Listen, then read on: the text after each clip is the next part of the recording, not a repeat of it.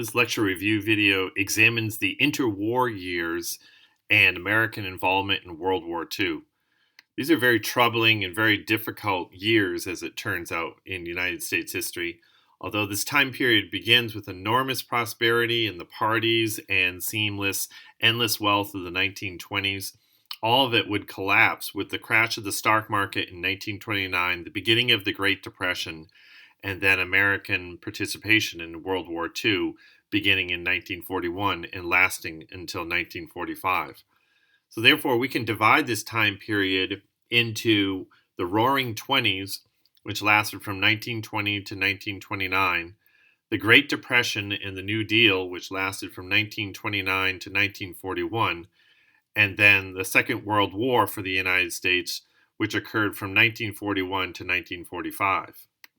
We often call the 1920s in the United States the Roaring Twenties because it is a period of enormous prosperity. The cities are roaring with life. The automobiles and the new roads that are being constructed. It seemed like there was an endless party. There was enormous wealth to be had on the stock market. Americans are buying consumer goods like never before. Americans enjoy a high level of disposable or expendable income that they can spend on everything from sports and music and also the new movie theaters. Therefore, it seemed like the prosperity was going to last forever. Very important date in American history is 1920. That date of 1920 indicates the first time the Census Bureau reported that more Americans were living in urban areas than agricultural areas. That was a complete departure from everything before in American history.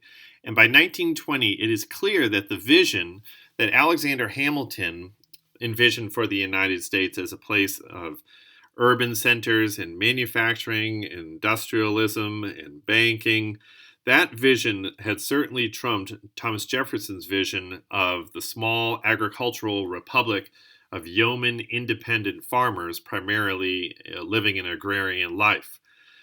The reason why the Census Bureau reports in 1920 more Americans live in the cities than in rural areas that many World War I veterans, and remember 4 million American men serve in World War I, do not return to the Midwest and the agricultural areas that they had grown up. They had visited the cities in Europe and therefore they returned to the cities in the United States, and that maybe they returned from Europe in Boston or Baltimore, Philadelphia, or Boston, and as a result, they remain in those cities and do not return to their home states. So therefore, we see a lot of contrast and a lot of conflict in the 1920s. One of the prime conflicts is between urban areas and rural areas.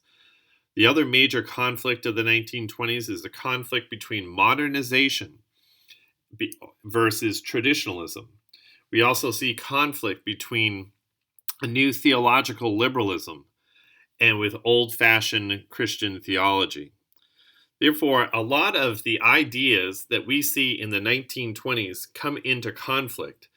Eventually will have to work itself out over the course of the 1920s. There's a great deal of anxiety in the United States after World War I, particularly stemming from the Russian Revolution and the takeover of the Bolsheviks in Russia in 1917. There's a great fear in Europe and in the United States that communist revolutions will spread to the rest of the world and continue indeed in the United States. That wasn't a completely illogical fear because the new Bolshevik government had set up what was called the Comintern. The Soviet Comintern was an organ of the new communist government of Russia that was designed to provoke and export revolution all around the world. It was very much in the interest of the Bolshevik leaders to promote it around the world. Indeed, the United States had actually dispatched, along with Britain, some American troops to Russia during World War I to help the White Army beat back the advancements of the Reds as the Bolsheviks were gradually taking over more and more Russia.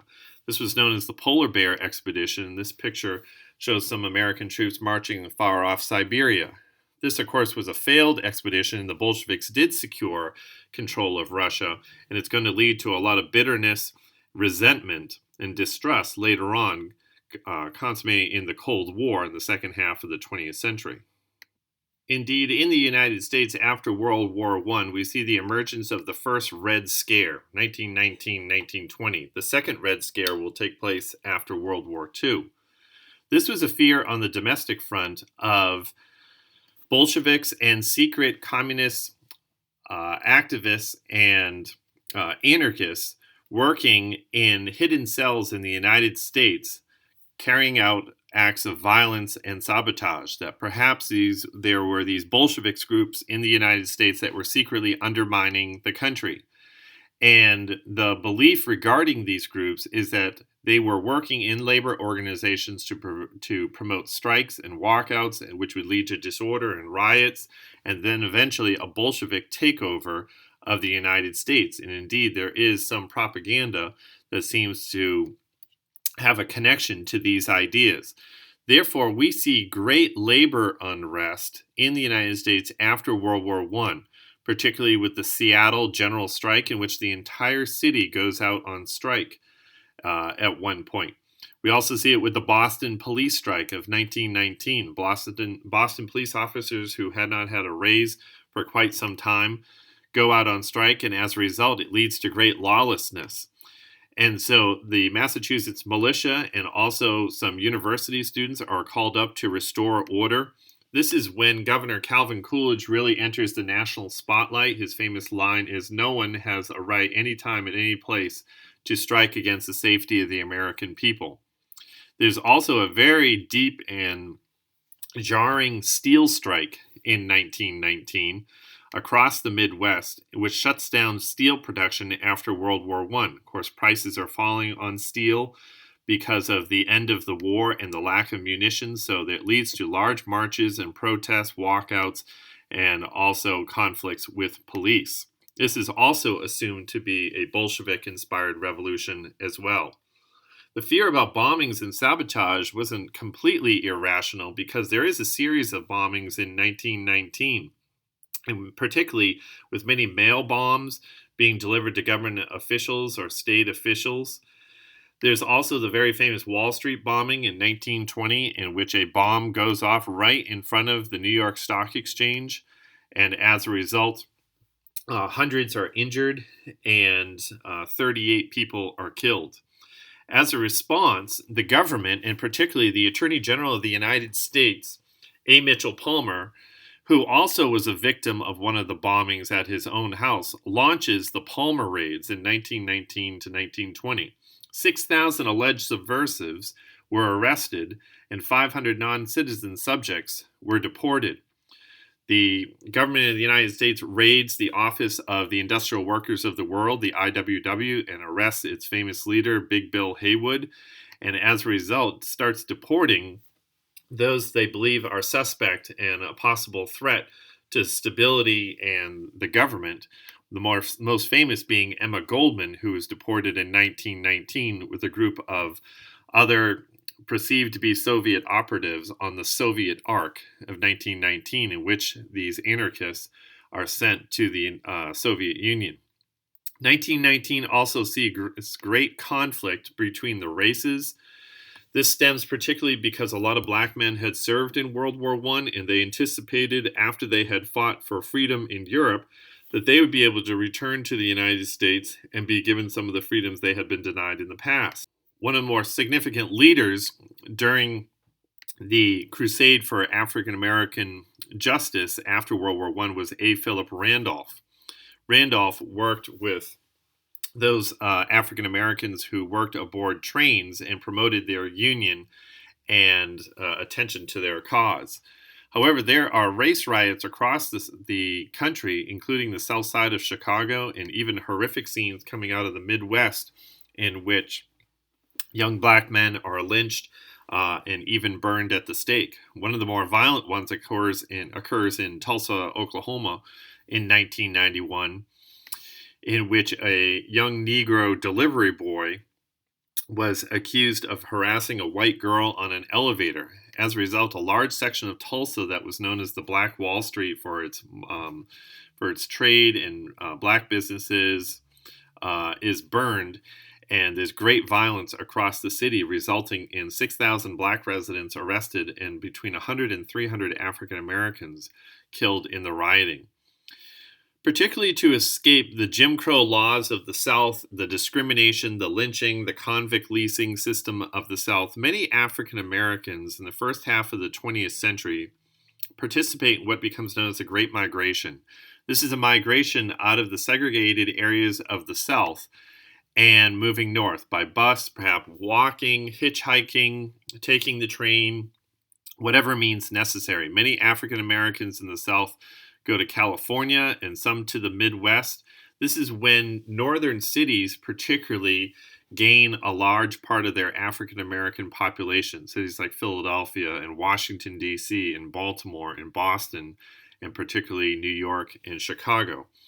As a result, we can see that the percentage of African Americans who live in the South declines significantly, whereas historically, the percentage of African Americans in the United States tended to be in the 90 percentile in the South.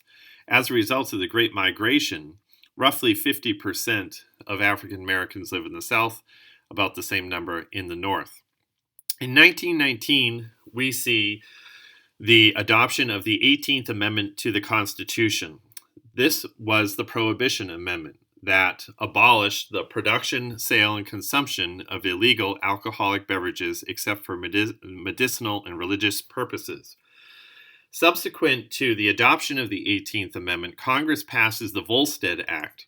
The Volstead Act clarified exactly the details about prohibition, but also imposed severe penalties for those who violated the law.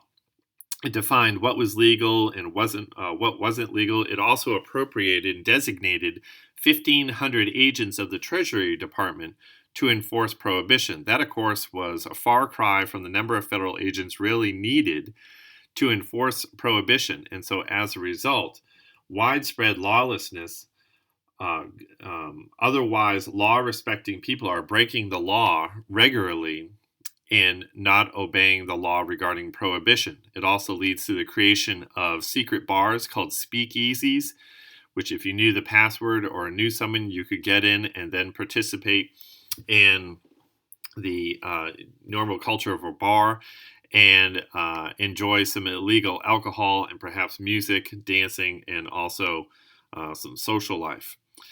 As a result of prohibition, we see the emergence of a black market, particularly in U.S. cities, and this is the great age of gangsterism in the 1920s and 1930s, in which rival gangs and gangsters, bringing their sawed-off shotguns or their submachine guns back from World War I, really turn American cities, particularly Chicago, into war zones as they're fighting a turf war for control of the illegal liquor trade in their area. Some of the more famous gangsters who are involved in either the prohibition black market or bank robberies, kidnappings, and murders include Babyface Nelson, George Machine Gun Kelly, Charles Pretty Boy Floyd, and also Ma Barker, whose famous sons, the Barker Gang, were holed up in a house on the banks of Lake Weir in Florida and participate in the longest shootout in FBI history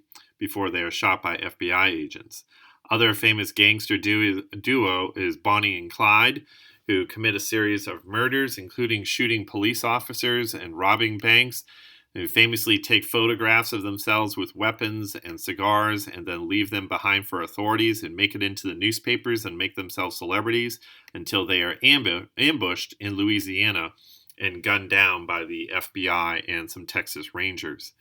John Dillinger is definitely one of the most famous of the gangsters in the early 1930s. He had developed a long career for robbing banks and then also being arrested and sent to prison, and then figuring out a way to get himself into the headlines and into the newsreels, but also to escape prison, which he does twice. Once he is able to escape from a prison by carving out a wooden gun and then threatening an officer's life if he did not release him from prison. Dillinger was also known for robbing police stations because he said that's where the weapons and the body armor were. As a result, John Dillinger becomes the first public enemy #1 in FBI history until he is betrayed by his friend or girlfriend, a Hungarian immigrant named Anna Kupanis, who tells the FBI that on one evening that she and Dillinger will be visiting the Biograph Theater and seeing a movie. In July of 1934, FBI agents are stationed around the theater, ambush Dillinger, and then shoot him on sight. Probably the most famous gangster involved with the illegal liquor trade, of course, was Alphonse Capone. Capone came from a family of Italian mobsters and gangsters, and he really works to control as much of the illegal liquor trade, also the racketeering, and also the prostitution rings throughout Chicago, particularly in Southside Chicago. In order to secure control, particularly over areas of Chicago, it was he who ordered his men to commit the St. Valentine's Day Massacre, in which leaders of a rival gang were gunned down in a warehouse upon Capone's orders. Capone was very smart in that he made all his transactions in money and made sure his name was not on anything so that the FBI could never convict him of any charge. But nevertheless, it is a team of accountants at the Treasury Department and IRS that realize he has been evading paying his taxes, and so he is sentenced to a maximum penalty of 17 years in prison for failure to pay taxes, and he dies in prison at Alcatraz. Melvin Purvis is probably the most famous FBI agent during the time. He was responsible for, he was the special agent in charge of the Bureau of the FBI in Chicago, and was instrumental in bringing down John Dillinger and other notable gangsters. But the leader of the FBI, who emerges in the 1920s and will remain the director of the FBI, serving as the longest FBI director in U.S. history, is J. Edgar Hoover. He really turns the Bureau of Investigation into a modern organization and develops its famous lab and ballistics tests and forensics evidence, and kept notable secret files on many famous Americans and political leaders. 1920 also witnesses the adoption of the 19th Amendment. The 19th Amendment, for the first time, empowered women to vote, that the right to vote could not be denied on the basis of sex. We have seen that the right to vote for women particularly emerges in the West with many female pioneer settlers. Wyoming is the first state to grant women the right to vote. And then gradually throughout Western states, women are granted the right to vote, and then later it spreads to the East and becomes national with the 19th Amendment in 1920. In the 1920s, we often speak of the new woman. The new woman was someone who was looking to put behind her the traditional role expectations of women in the past, that a woman is simply an appendage to her husband. The wife of her husband has no legal identity and simply exists for childbirth. Therefore, we see a new emphasis on the independence of women in the 1920s. We see changes in dress. It becomes notable but somewhat socially acceptable for women to smoke cigarettes in public, also to go out in the town and go to nightclubs and dance, also to get in cars and ride around with boys and actually go dating. Some have also identified perhaps an early or small sexual revolution in the 1920s as well. In contrast to the new woman, we also see the emergence of the Miss America competition in 1921 in Atlantic City, New Jersey. Besides the new woman, we also see a new Negro in the 1920s. The idea of the new Negro stems from the Harlem Renaissance. Harlem, one of the northern areas of New York and a center of African American culture, sees the publication of The New Negro by Alan Locke. The New Negro was the idea that it was time for Black Americans to put aside their slave mentality, that they shouldn't drop their head and say yes sir, no sir in the presence of a white man or white lady, that they should hold their head up high, that they should walk with confidence, that they should pursue their own education and their success and enjoy and celebrate Black culture, that they should enjoy and celebrate their African roots. That was certainly the mission of Marcus Garvey. Marcus Garvey often questioned if racial integration was even possible and racial reconciliation between whites and blacks were possible. And therefore, he actually advocated a Back to Africa movement in which perhaps American blacks should return to Africa and develop its civilization. Part of the New Negro was also the Black is Beautiful movement, in that black skin should be celebrated as just as beautiful as white skin. White skin should not become the normative for what is considered beautiful.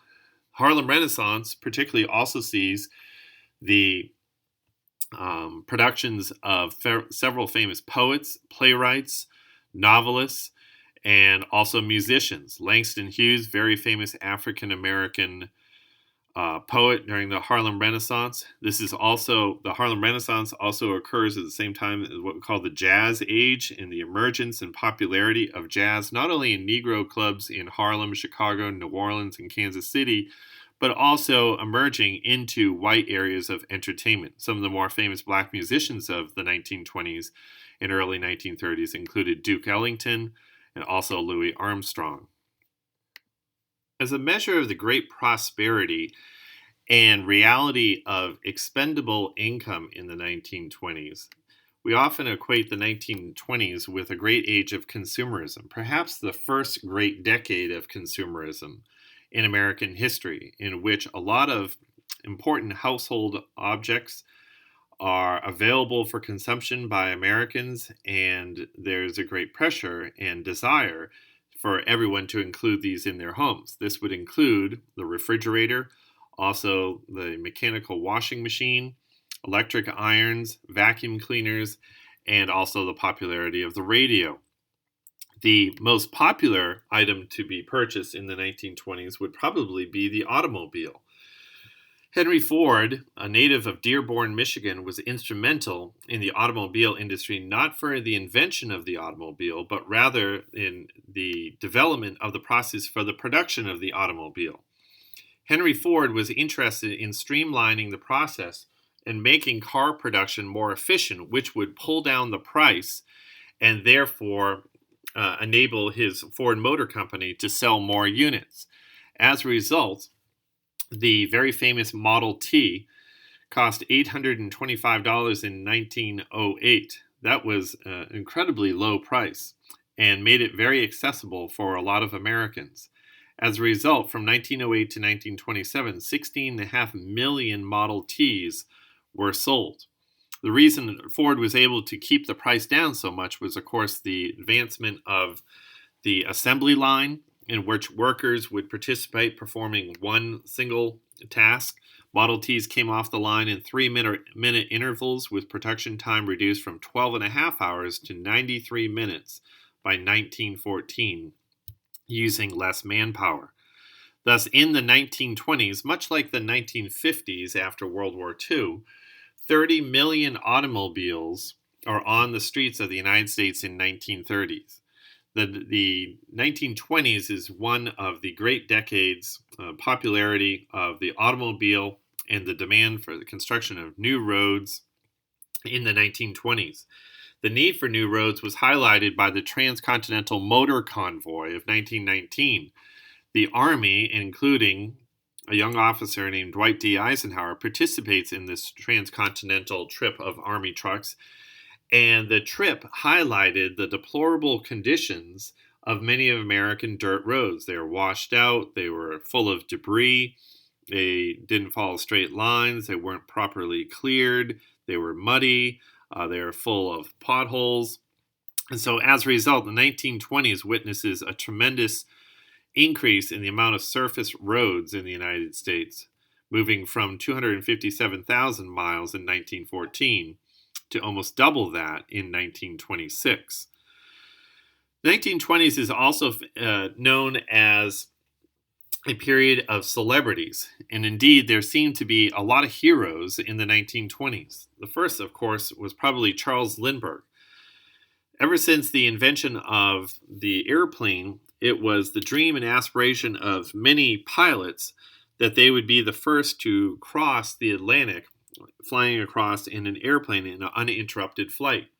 And indeed, many had attempted this endeavor but had died in the attempt. It is Charles Lindbergh, with his plane the Spirit of St. Louis, that takes off from Long Island and achieves the feat in 1927 by flying from Long Island 3,600 miles, a 33.5-hour flight, all the way to Paris, France. He is greeted in large crowds there and indeed considered a great American hero and a worldwide hero, feted with parades across the country and across the world. Amelia Earhart was the most famous female aviator of the 1920s, who was endeavoring to fly around the world when her plane was lost in the South Pacific. Other famous celebrities in the 1920s include Babe Ruth.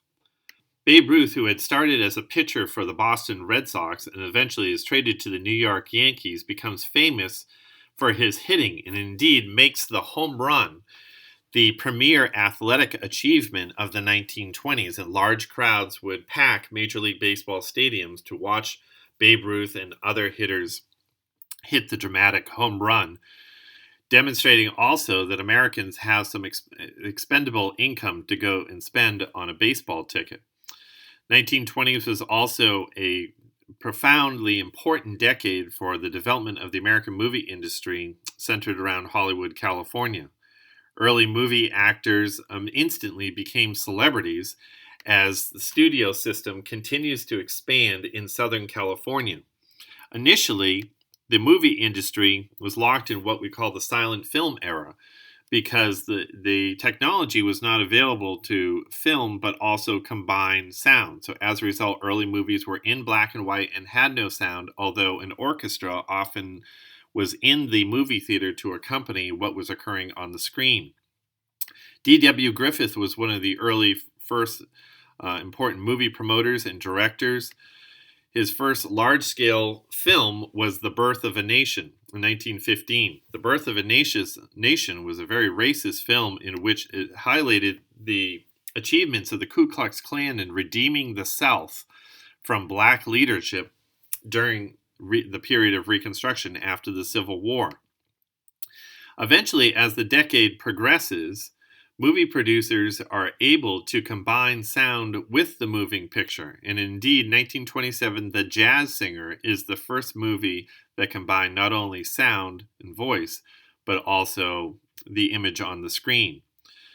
William H. Hayes was an important regulator of the movie system. He introduces the Hays Code, or the Motion Picture Production Code, which initially cut down on the amount of gratuitous sex and violence and bad language in films.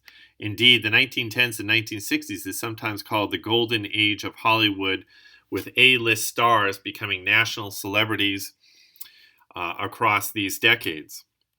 There is a group of writers, poets, and authors, however, who are not enamored with the entertainment and the consumerism and the endless celebration and partying of the 1920s.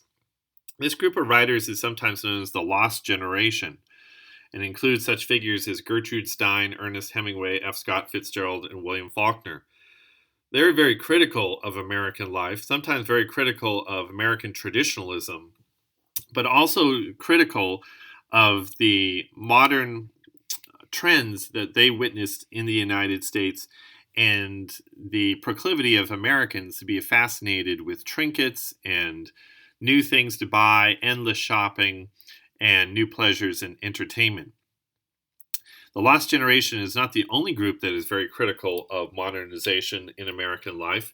We see the emergence of a new Ku Klux Klan during World War I that becomes enormously popular in the 1920s. This second Ku Klux Klan replaced the first Ku Klux Klan that had really died out somewhere during Reconstruction or right after.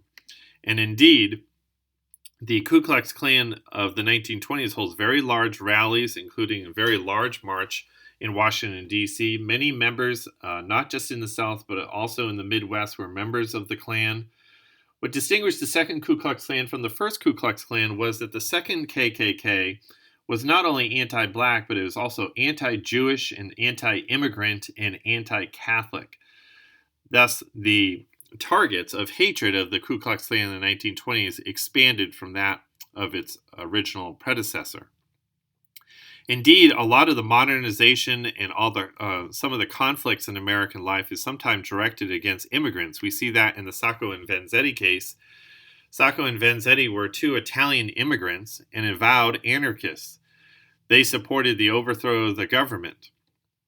And in 1920, there was a shooting at a shoe factory in South Braintree, Massachusetts. Immediately, Sacco and Vanzetti are arrested, and under somewhat spurious evidence, they are convicted of the crime and sentenced to death.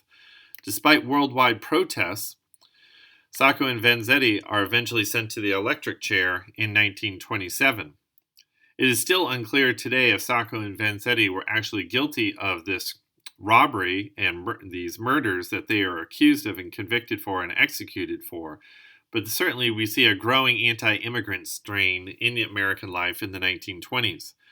We also see conflict between a new theology in Christian churches with that of more traditional, old-time Christian theology. This is sometimes called the fundamentalist or modernist controversy, in which modernist theology emerging in Germany and then coming to the United States questioned the validity of the Bible, the existence of the Trinity, rejected Jesus as the Son of God, as one who committed miracles and was born of a virgin and also rose from the grave, rejected all of these ideas. These ideas become popular in a lot of mainline churches, such as the Episcopal Church, the Presbyterian Church, and more liberal Baptist and Methodist churches.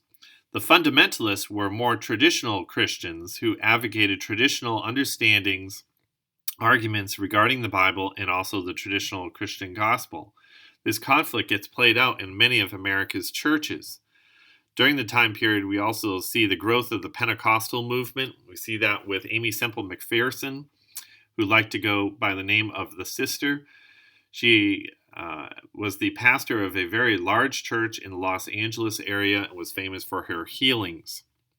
Billy Sunday was the most famous evangelical revivalist and critic of modernism in the 1920s. Billy Sunday had actually been a former professional baseball player before he pursued a career as a revivalist, and following in the example of Dwight Moody, Sunday is able to hold large rallies in America's cities across the country. J. Gresham Machen, while sometimes called a fundamentalist, was much more of a scholar, a well-educated theological and Greek scholar who had studied in Germany and comes back to the United States, and while a professor at Princeton University in their divinity school, publishes Christianity and Liberalism. This book is probably the most famous attack against German liberal theology, written from his post in Princeton. And indeed, Machen declares that liberalism is not true Christianity. It can't even earn that designation. Later, when Machen is thrown out of Princeton and defrocked, he creates the Orthodox Presbyterian Church and is also one of the founders of Westminster Theological Seminary in 1929. We see this conflict between fundamentalists and modernists come to a head in Dayton, Tennessee in the very hot summer of 1925. Previous to this, the state of Tennessee had passed a law against the teaching of evolution in Tennessee high schools. The American Civil Liberties Union, the ACLU, wanted to challenge that law. Therefore, they found a young high school biology teacher named John T. Scopes, who was willing to teach biology, break the law, and then bring the case to the courts. And indeed, Scopes teaches evolution in one of his high schools, and he is arrested and brought to trial in Dayton, Tennessee. Upon Dayton, Tennessee descends a circus of characters, fiery evangelicals and Pentecostals who are strong advocates for a literal interpretation of the Bible, and also more modernists who believe in Darwinian evolution. These two sides are represented by Clarence Darrow, who is the famous agnostic from Chicago and trial lawyer who opposed creationist thinking and was a supporter of Darwin, and William Jennings Bryan, who was a Presbyterian elder, three-time candidate for president, former Secretary of State, also a firm believer in a traditional literal reading of the Bible. And these two famous lawyers argue with each other, take the case in Dayton, Tennessee. Eventually, because the courtroom is so hot, the trial moves outside, and the climax of the case is when Darrow puts Bryan on the stand, cross-examines him, and indeed embarrasses him. Scopes, nevertheless, is convicted. However, he's later let off on a technicality. So what we can say about the Scopes trial is that evangelical traditional Christians win the battle, but they lose the war. Scopes may have been convicted. They may have won the argument here, but in the end, the war for the soul of American Christianity between liberalism and evangelicalism is lost, and we may date that loss in the summer of 1925 in Dayton, Tennessee. The presidents of the 1920s in some ways seem to harken back to the laissez-faire, old guard conservatives of the Gilded Age era. By the 1920s, there is a fatigue with progressive reform of government, and as a result, we see the election of three presidents who don't place a premium on necessarily doing a lot during their presidencies, or don't have a high belief in the power or need of the federal government to regulate every area of life. Warren G. Harding is elected in 1920. He was a former newspaper editor, and he also served as a senator from Ohio. He is chosen in Chicago, runs for president, and wins in 1920 with a large electoral mandate of 76%. Harding's administration, however, is remembered for the scandals that really rack his administration. While he did appoint some capable individuals to his cabinet, he also appointed those who proved to be enormously corrupt. During his administration, the United States launched the Dawes Plan, which was an effort to finance the payment of the $33 billion in reparations Germany had to pay to the Allies after World War I. Harding's administration also hosted the Washington Naval Conference, which set up the ratio of 553 for the United States and Great Britain could have a ratio of 5 in their naval tonnage rates, and Japan could have 3. This was an effort to promote arms reductions, particularly regarding naval production, but in the end, Japan would withdraw from the agreement, embark on large-scale naval production. One of the more competent individuals that Harding appoints is Secretary of Treasury Andrew Mellon. Mellon believed that tax rates, particularly on the nation's highest earners, the rich, was too high. Therefore, those tax rates were cut, and it leads to greater investment of the rich in the economy and greater spending. One of the more lasting legacies of the Harding administration was that he signed into law in 1921 the Budget and Accounting Act. This created the Office of Management and Budget that made it the president's responsibility to propose a budget that would have to be passed by Congress each year. However, Harding is best remembered for the cronies and the crooks and the poker buddies and drinking friends that he brought from Ohio with him that became nicknamed the Ohio Gang. Indeed, Harding enjoyed the presidency extensively with his mistresses and his poker parties and drinking buddies. And meanwhile, there are several members of his government that were involved in indeed ripping off the country. The most famous being the Teapot Dome scandal. Teapot Dome was a large Federal Reserve in Wyoming that included very prosperous oil fields. And it was Albert B. Fall, the Secretary of the Interior, who was involved in illegally selling portions of this oil field that belonged to the federal government to oil companies while he was getting a kickback or payments as a result of the sale. Now, news of the Teapot Dome scandal didn't come out until after Harding's death, but nevertheless, our impression of Harding's administration is significantly damaged as a result of the scandal. Harding takes a famous trip west as details of the scandal start to leak out. He's the first president to visit the province of a territory of Alaska, and on the return trip in San Francisco, he suffers a massive heart attack and dies in office in 1923. He is replaced by his vice president, Calvin Coolidge. Calvin Coolidge was born in Vermont, but makes his name as a politician in Massachusetts, particularly as governor during the Boston police strike, in which he said no man has a right to strike against the safety of the American people at any time. Coolidge very much was a quiet, introverted, traditional type of figure, and he was certainly a contrast from the hard drinking and hard partying, card playing Harding, under whose administration he initially served. But when Harding dies, Coolidge is sworn into office by his father in Vermont, who was a local justice of the peace. Some of the more notable facts of Coolidge's presidency include signing the National Origins Act. This placed severe restrictions or quotas on the number of immigrants who could come to the United States. And so we can see that the various countries and regions around the world were significantly reduced as a result of the National Origins Act and then also the Great Depression and World War II. Coolidge is reelected in 1924. In 1924, the same year, he also signs the Indian Citizenship Act, which for the first time granted American citizenship to Native tribes. 1927 witnesses the Great Mississippi Flood, in which the levees for holding back the Mississippi River were really inadequate, particularly throughout the southern part of the United States. It leads to massive crop loss and also loss of life and homes. 145 broken levees, 27,000 miles flooded, $1 billion in damage. And it is Herbert Hoover, serving as Commerce Secretary, who is instrumental in promoting new means of flood relief and bringing relief to these distressed areas. His success earns him the nickname the Great Engineer, and as a result, he will be catapulted into the presidency in 1928. 1928 also sees the United States still working very hard to avoid any foreign entanglements in the future. There's a popular belief after American involvement in World War I that it was a mistake to send 4 million boys to Europe, many of whom didn't come home.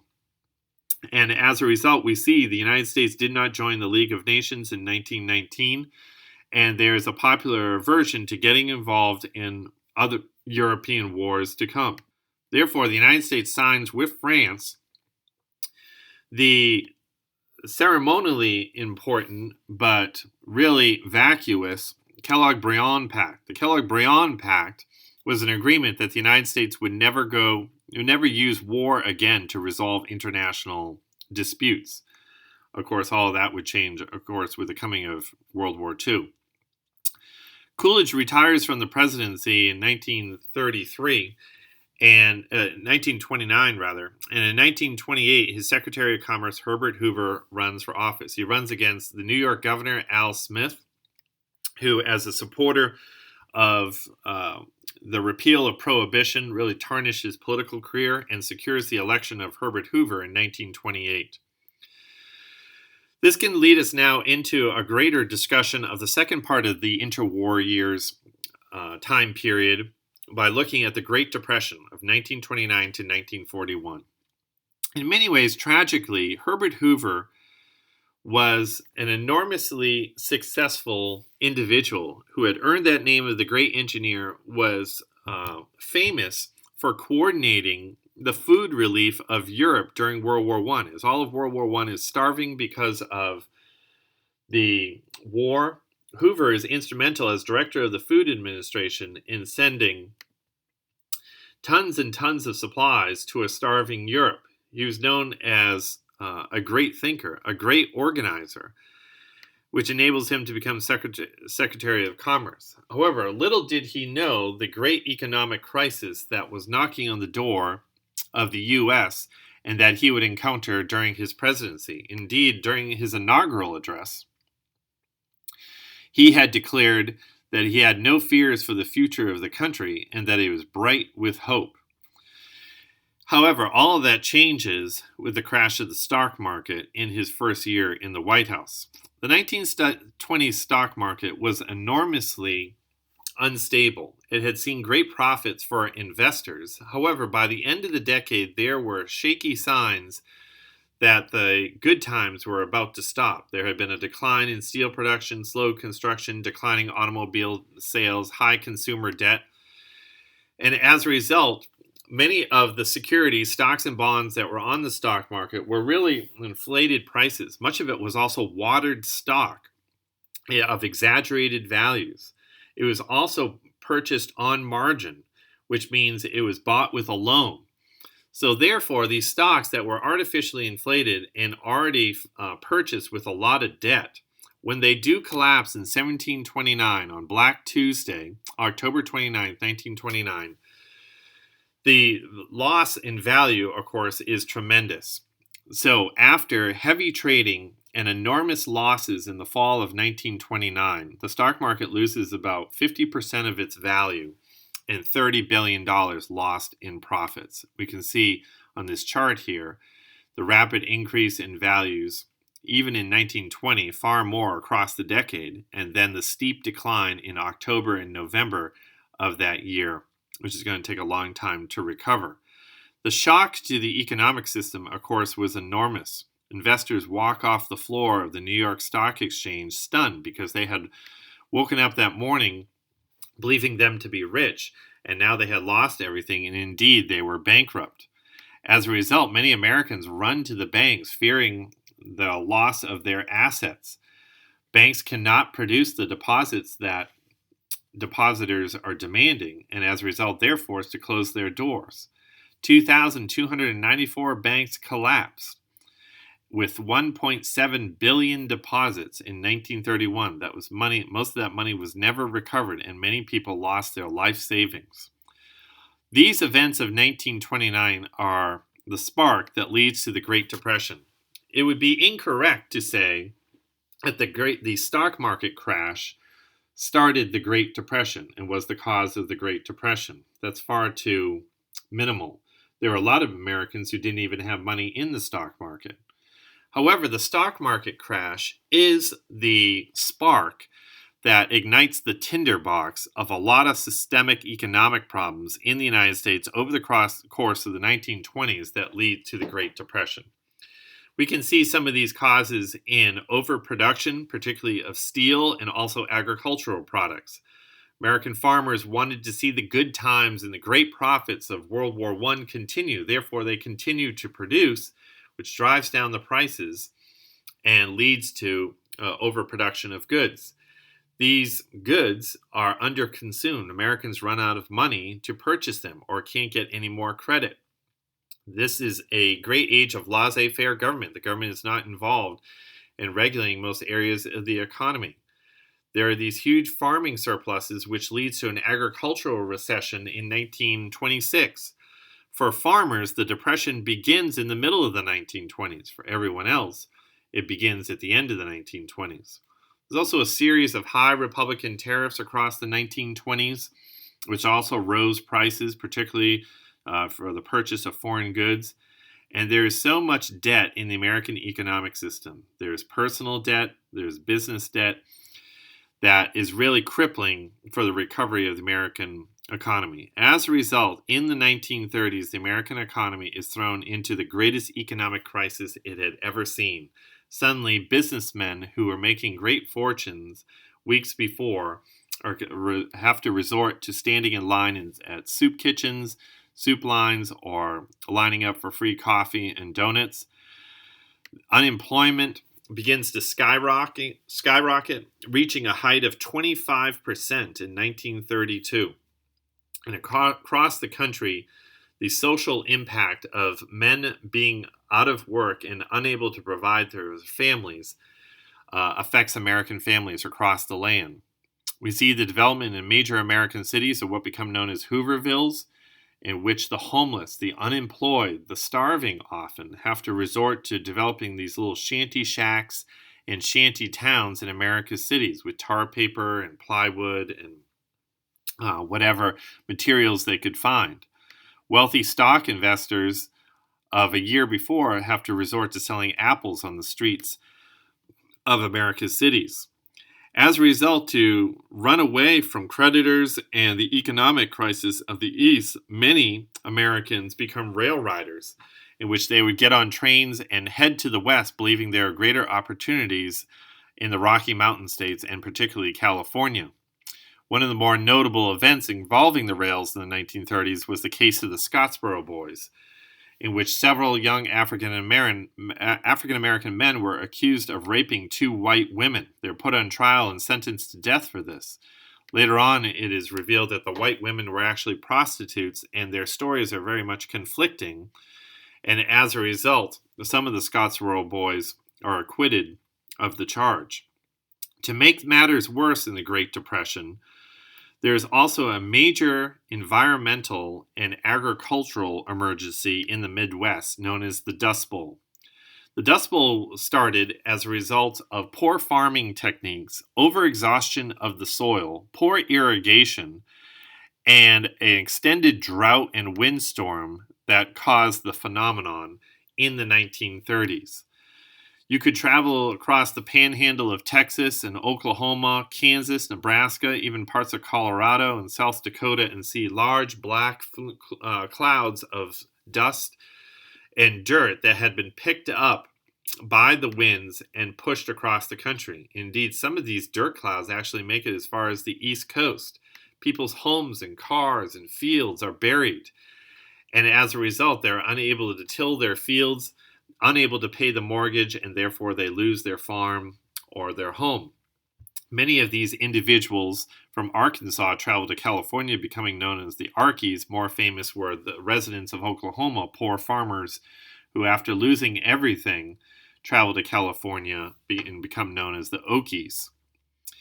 With so much distress going on in the country, there is a large protest army that is formed of American veterans who had served in World War I.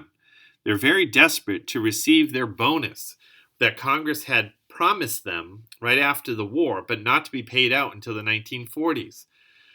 But many of the veterans need the bonus now, and so they march to Congress demanding the payment of the bonus immediately, and even encamp on the steps of the Capitol and set up large shanty towns as well in Washington, D.C. Herbert Hoover, unfortunately, orders the Army Chief of Staff, Douglas MacArthur, to march in the Army and rout the bonus protesters and remove them from the Capitol steps and continue to advance against them. Therefore, using tear gas and bayonets and even some small tanks, this is a horrific scene and a bad PR image for President Hoover that the American military is used against those veterans who had fought for the country in World War I. Hoover's response to the Great Depression is often called voluntarism. Hoover called on corporate leaders, business leaders, and labor unions and employers and employees to work together voluntarily to stem the tide of the Depression. He called on business leaders to hire people and pay them well. He called on labor organizations not to strike and not make excessive demands. As a result of the name of his program, there is a popular belief that Hoover did nothing, had no response to the Great Depression, and that he was simply a laissez-faire president just like Harding and Coolidge and the Gilded Age presidents before him. That is not really accurate. Indeed, Herbert Hoover, the more we study him, seems to very much be a progressive president. Indeed, several pieces of important legislation to stem the tide of the Depression are passed during Hoover's administration, in which he signed into law, including the Agricultural Marketing Act, in which the government would buy up agricultural surpluses. He does raise the tariff even higher in an effort to protect American industries. And the Reconstruction Finance Corporation helped work to rescue endangered banks and large corporations. Indeed, a lot of the ideas of the Hoover administration seem to be adopted later on during the presidency of Franklin D. Roosevelt. But it would seem that Roosevelt simply adopted Hoover's idea and applied them to a greater degree and also with greater federal funding. In any case, President Hoover is enormously unpopular as he faces re-election in 1932, and as a result, the governor of New York, Franklin Roosevelt, sweeps to victory with 531 electoral votes. That represented 89% of the electoral votes in 1932. Ironically, Herbert Hoover is elected by the greatest electoral margin ever in 1928 and loses 4 years later also by the greatest electoral margin ever. Franklin Roosevelt is elected to the presidency in 1932. It's hard to overstate the significance and the watershed that his presidency is for American history. What we see is a real change in attitudes towards the role and size of the federal government as a result of Roosevelt's administration. Indeed, he is the only president to serve more than 2 terms, being elected to 4 terms, but dying in the course of his 4th term. Roosevelt was the child of privilege. He was born into wealth on the banks of the Hudson River in Hyde Park. His father had died when he was young. He had married one of his distant cousins, Eleanor, who bore him several children. Roosevelt launched into a career in politics after attending Harvard University and became, just like his distant cousin Theodore, Assistant Secretary of the Navy during World War I. He had also run for president in 1920 behind James M. Cox as a vice presidential candidate, although they had lost to Warren G. Harding. Roosevelt was stricken by polio shortly after that presidential campaign. Although in attempting to overcome the limitations of his paralysis, Roosevelt would continue his political career and embark on an extensive campaign to conceal his injury. In fact, he frequently liked to journey down to Warm Springs, Georgia,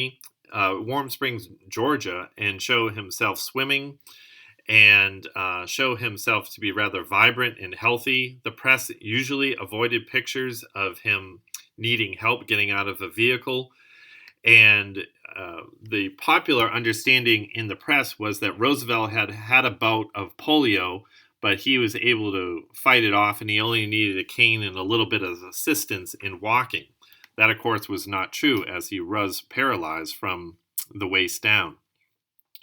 Roosevelt had served as governor of New York after Al Smith in the late 1920s. As governor of New York, Roosevelt had tried out a lot of progressive ideas that he would later implement as part of his New Deal when he became president.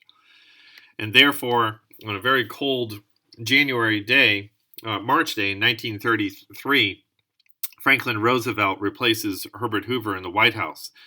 At his inaugural address, Roosevelt delivers the very famous line in his inaugural address, "The only thing we have to fear is fear itself." Indeed, one of the best features of Roosevelt for his presidency was his optimism and his famous smile that encouraged Americans even as they are down on their luck and facing a 25% unemployment rate in 1932. Roosevelt frequently tried to cheer up the American public through his famous use of fireside chats. These were simply presidential radio addresses, but by calling them fireside chats, it seemed like the president was coming in your living room and simply talking to you as one friend would to another about complex economic matters. Roosevelt, during the campaign, had promised a New Deal for the American people, whereas his distant cousin Theodore Roosevelt had promised a square deal. Franklin Roosevelt promised a New Deal. This New Deal would have 3 themes and 3 goals in the context of the Great Depression. First was immediate relief, that the federal government had to step up and help Americans right now who are starving and couldn't pay their power bills and couldn't pay their rent. Also recovering, that the United States would pull itself out of the Great Depression and end the economic crisis. But also reform, restructure the economic system and particularly the relationship of the federal government to the economy so that this type of economic crisis would never happen again. We can divide up the New Deal and its implementation probably in 3 phases. The first being the 100 days, this famous time period of a legislative fury of activity in which Roosevelt was signing multiple bills a day in the first 100 days of his administration. The second phase of the New Deal we might identify as what we could call the first New Deal from 1933 to 1934. These were some larger programs that required some more thought and research before they are enacted into law that also targeted the 3 themes of the New Deal. And then finally, the second New Deal, which was an effort of Roosevelt to revitalize some of the old programs after he was reelected, although they are on a much smaller scale. The idea or the thinking behind the New Deal was a new shift in political economy, whereas Gilded Age presidents and many of the Republican presidents of the 1920s believed in laissez-faire government, in which it was not the role for the president of the federal government to intervene in strikes or to set prices or to bail out Americans in the midst of an economic hardship.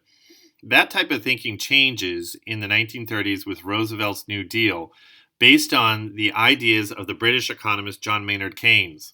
Keynesian economics, which Keynes first introduced in his book, The General Theory of Employment, Interest, and Money, emphasizes the importance of deficit spending and stimulus spending. Keynes talked about a nation's economy as if it was a motor, and that you needed to sometimes prime the pump, that you needed to inject a little bit of gasoline to get the motor running. That pumping or that injection of stimulus would be some spending by the federal government to put people to work and to promote particularly infrastructure projects, roads, canals, bridges, railroads, that would get people back to work. As a result, the economy would get some start and then take off from there. That is the thinking behind Keynesian economics. It is the government's role to put people to work, to spend money, and get the economy going. Keynesian economics was certainly the theme among members of the Brain Trust. These were Columbia University professors, particularly, who advised President Roosevelt in the implementation of the New Deal. Roosevelt was also advised by a group of African American leaders that became known as the Black Cabinet, that particularly brought issues of African American culture to Roosevelt's attention. Thus, the first New Deal becomes famous for all of the federal programs and the letter abbreviations that were the name of those programs. From 1933 to 1934, the first New Deal were characterized by many of these programs, including the AAA, the SEC, the NRA, the CCC, the TVA, the PWA, the FDIC, and others. We'll take a look at some of these individually, starting with the Emergency Banking Act of 1933. Roosevelt, in an effort to reassure the country, declared a bank holiday, as many Americans are rushing to the banks, taking their deposits out, which leads to the loss of deposits for other Americans and banks closing. Roosevelt immediately closes all the banks in the country, calling it a bank holiday, as if the banks were taking a day at the beach. During the days of the bank holiday, Roosevelt has the Federal Reserve rush millions and millions of dollars to large banks across the country to prop the banking system up and provide liquid capital in those institutions. At the same time, Roosevelt goes on the radio in a fireside chat and pleads with Americans not to go to the banks and take their deposits out and go home and put it under the mattress. He assured them of the safety of the banks, and the American people believed Roosevelt. Subsequent to this, we see Congress pass the Federal Deposit Insurance Corporation, or FDIC, which was an arm of the federal government that would protect depositors and shore up the nation's banking systems. We also see the passage of the Glass-Steagall Act in 1933, which blocked banks from investing their depositors' money on the stock market and also risk losing those deposits. In an effort to curtail some of the more illegal and unscrupulous practices taking place on Wall Street, Congress passes and Roosevelt signs the Security and Exchange Commission into existence. The SEC was charged with overseeing the stock market and making sure that there was not insider trading occurring, and also cut back on the process of watering stock, lying about profits, and also buying on margin. Ironically, one of the greatest stock manipulators of the 1920s that made a fortune on watered stock was Joseph P. Kennedy, and Roosevelt appoints him as the first chair of the Securities and Exchange Commission. Congress also passed and Roosevelt signed into existence the FERA, Federal Emergency Relief Agency. This was an office of the federal government in which Americans who couldn't pay their power bill or couldn't buy meat at the butcher or couldn't pay the milkman could go and get some immediate cash, in order to pay their bills. This is a good example of the stimulus spending of the federal government inherent to Keynesian economics. Very popular but controversial was the AAA, the Agricultural Adjustment Act. The AAA was a federal law that created the Agricultural Adjustment Administration, and representatives of the government, of the administration, would go into agricultural areas and teach farmers various techniques, but also encourage them to slaughter livestock and hogs, and also turn over their fields in an effort to reduce supply. With the reduction of supply, it would raise the price on farming goods. However, the irony of this is that there are people starving in American cities during the Great Depression, and out in the Midwest, crops, hogs, livestock are being destroyed in an effort to prop up the prices of farm goods and save America's farmers. The CCC was one of the more popular programs of the New Deal, the Civilian Conservation Corps, created in 1933. The point of the CCC was to take young American men who were unemployed out of America's cities, take them into the nation's wilderness, and give them a job. They would work for the federal government and live in camps, building public parks, wilderness sites, ranger stations, lodges, and also developing American public parks. The most famous effort that the CCC conducted was the planting of trees. And indeed, much of the Dust Bowl was sparked by poor agricultural processes and the failure to build windbreaks or tree breaks, in which trees would prevent the spread of the quick whip of the wind over your fields. Therefore, the CCC, known as the Tree Army, was responsible for the planting of 3.5 billion trees on barren land from fires, natural erosion, or intensive agricultural processes. The CCC created, in its time, over 700 new state parks across the country, including at Juniper Springs, Florida.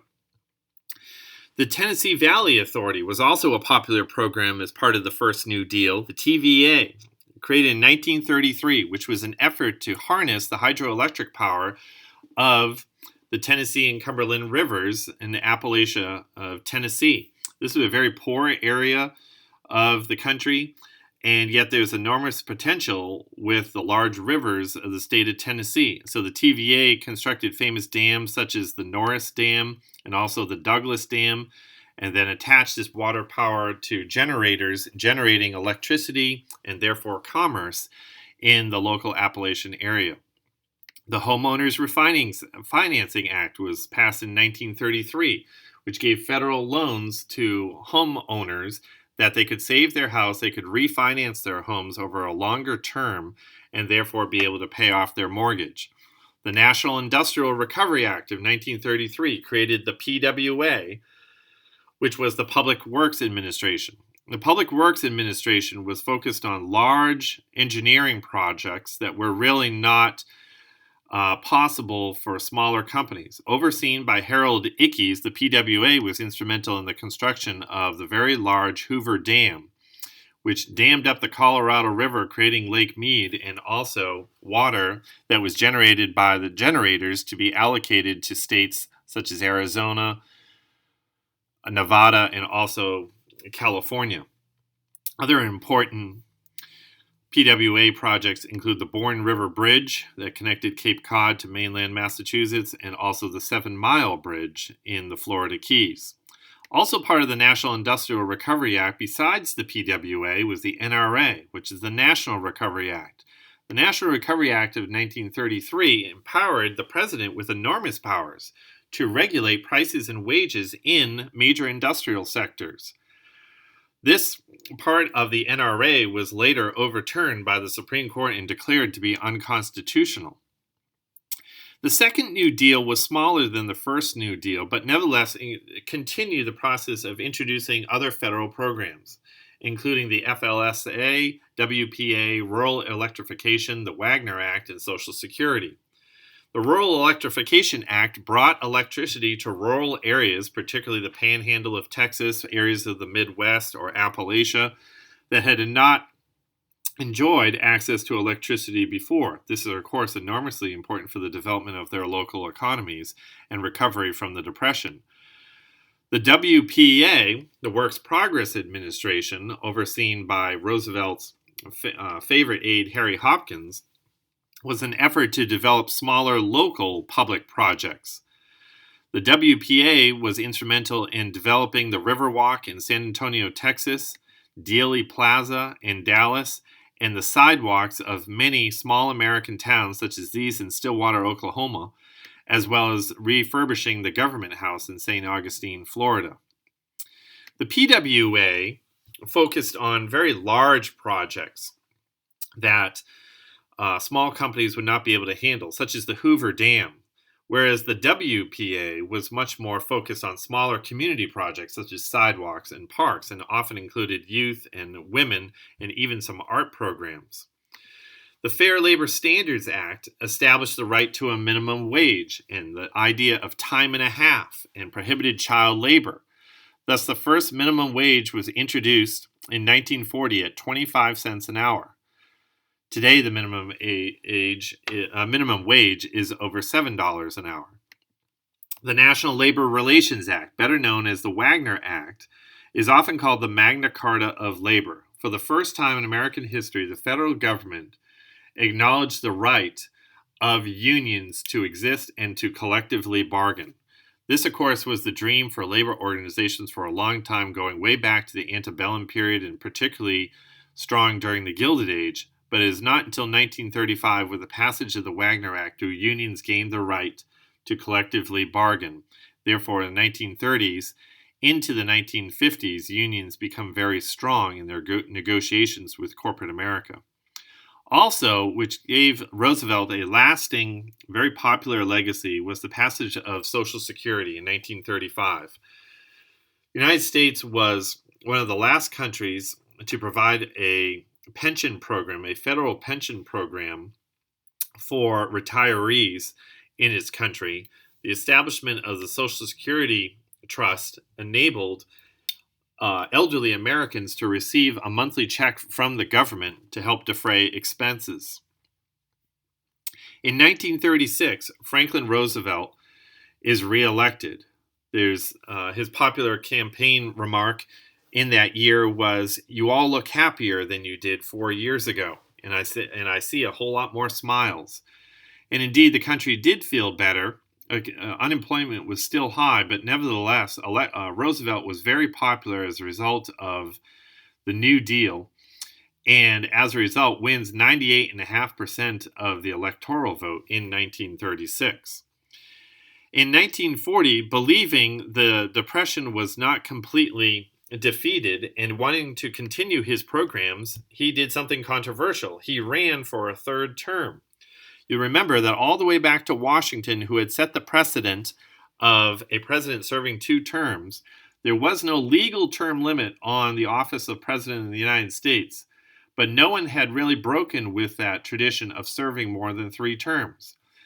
Indeed, Theodore Roosevelt had served almost 8 terms, and then ran for a third term but lost. Now, his distant cousin Franklin Roosevelt runs for a third term and indeed wins in 1940. And in the midst of World War II, he runs for a 4th term.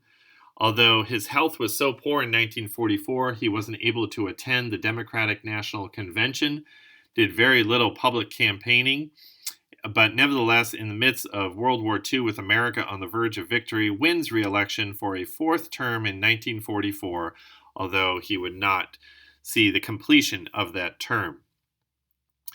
After his first re-election, Roosevelt faces conflict, however, with the Supreme Court.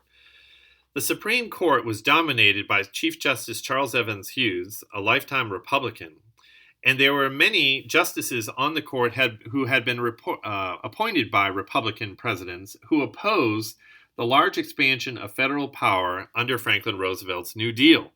And indeed, the court begins to hand down decisions, particularly on Black Monday, May 27, 1935, that target the programs of the New Deal.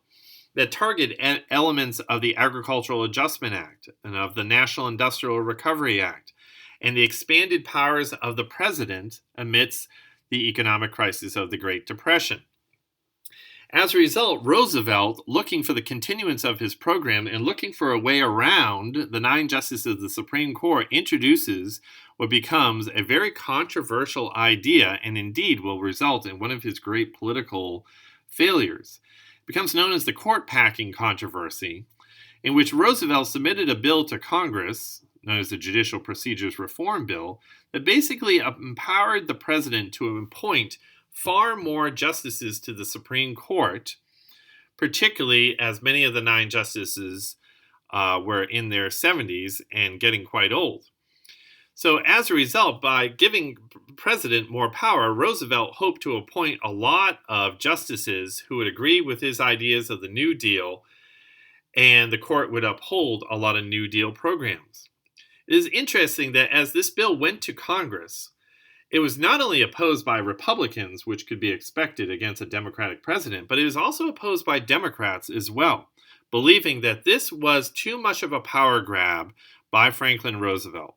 And as a result, a bipartisan vote between Democrats and Republicans is instrumental in defeating this bill, and it never goes through. Thus, we still have 9 justices on the Supreme Court today, and Roosevelt has to go back to the drawing board, redesign some of the laws of the New Deal so that they would not be declared unconstitutional by the court in the future.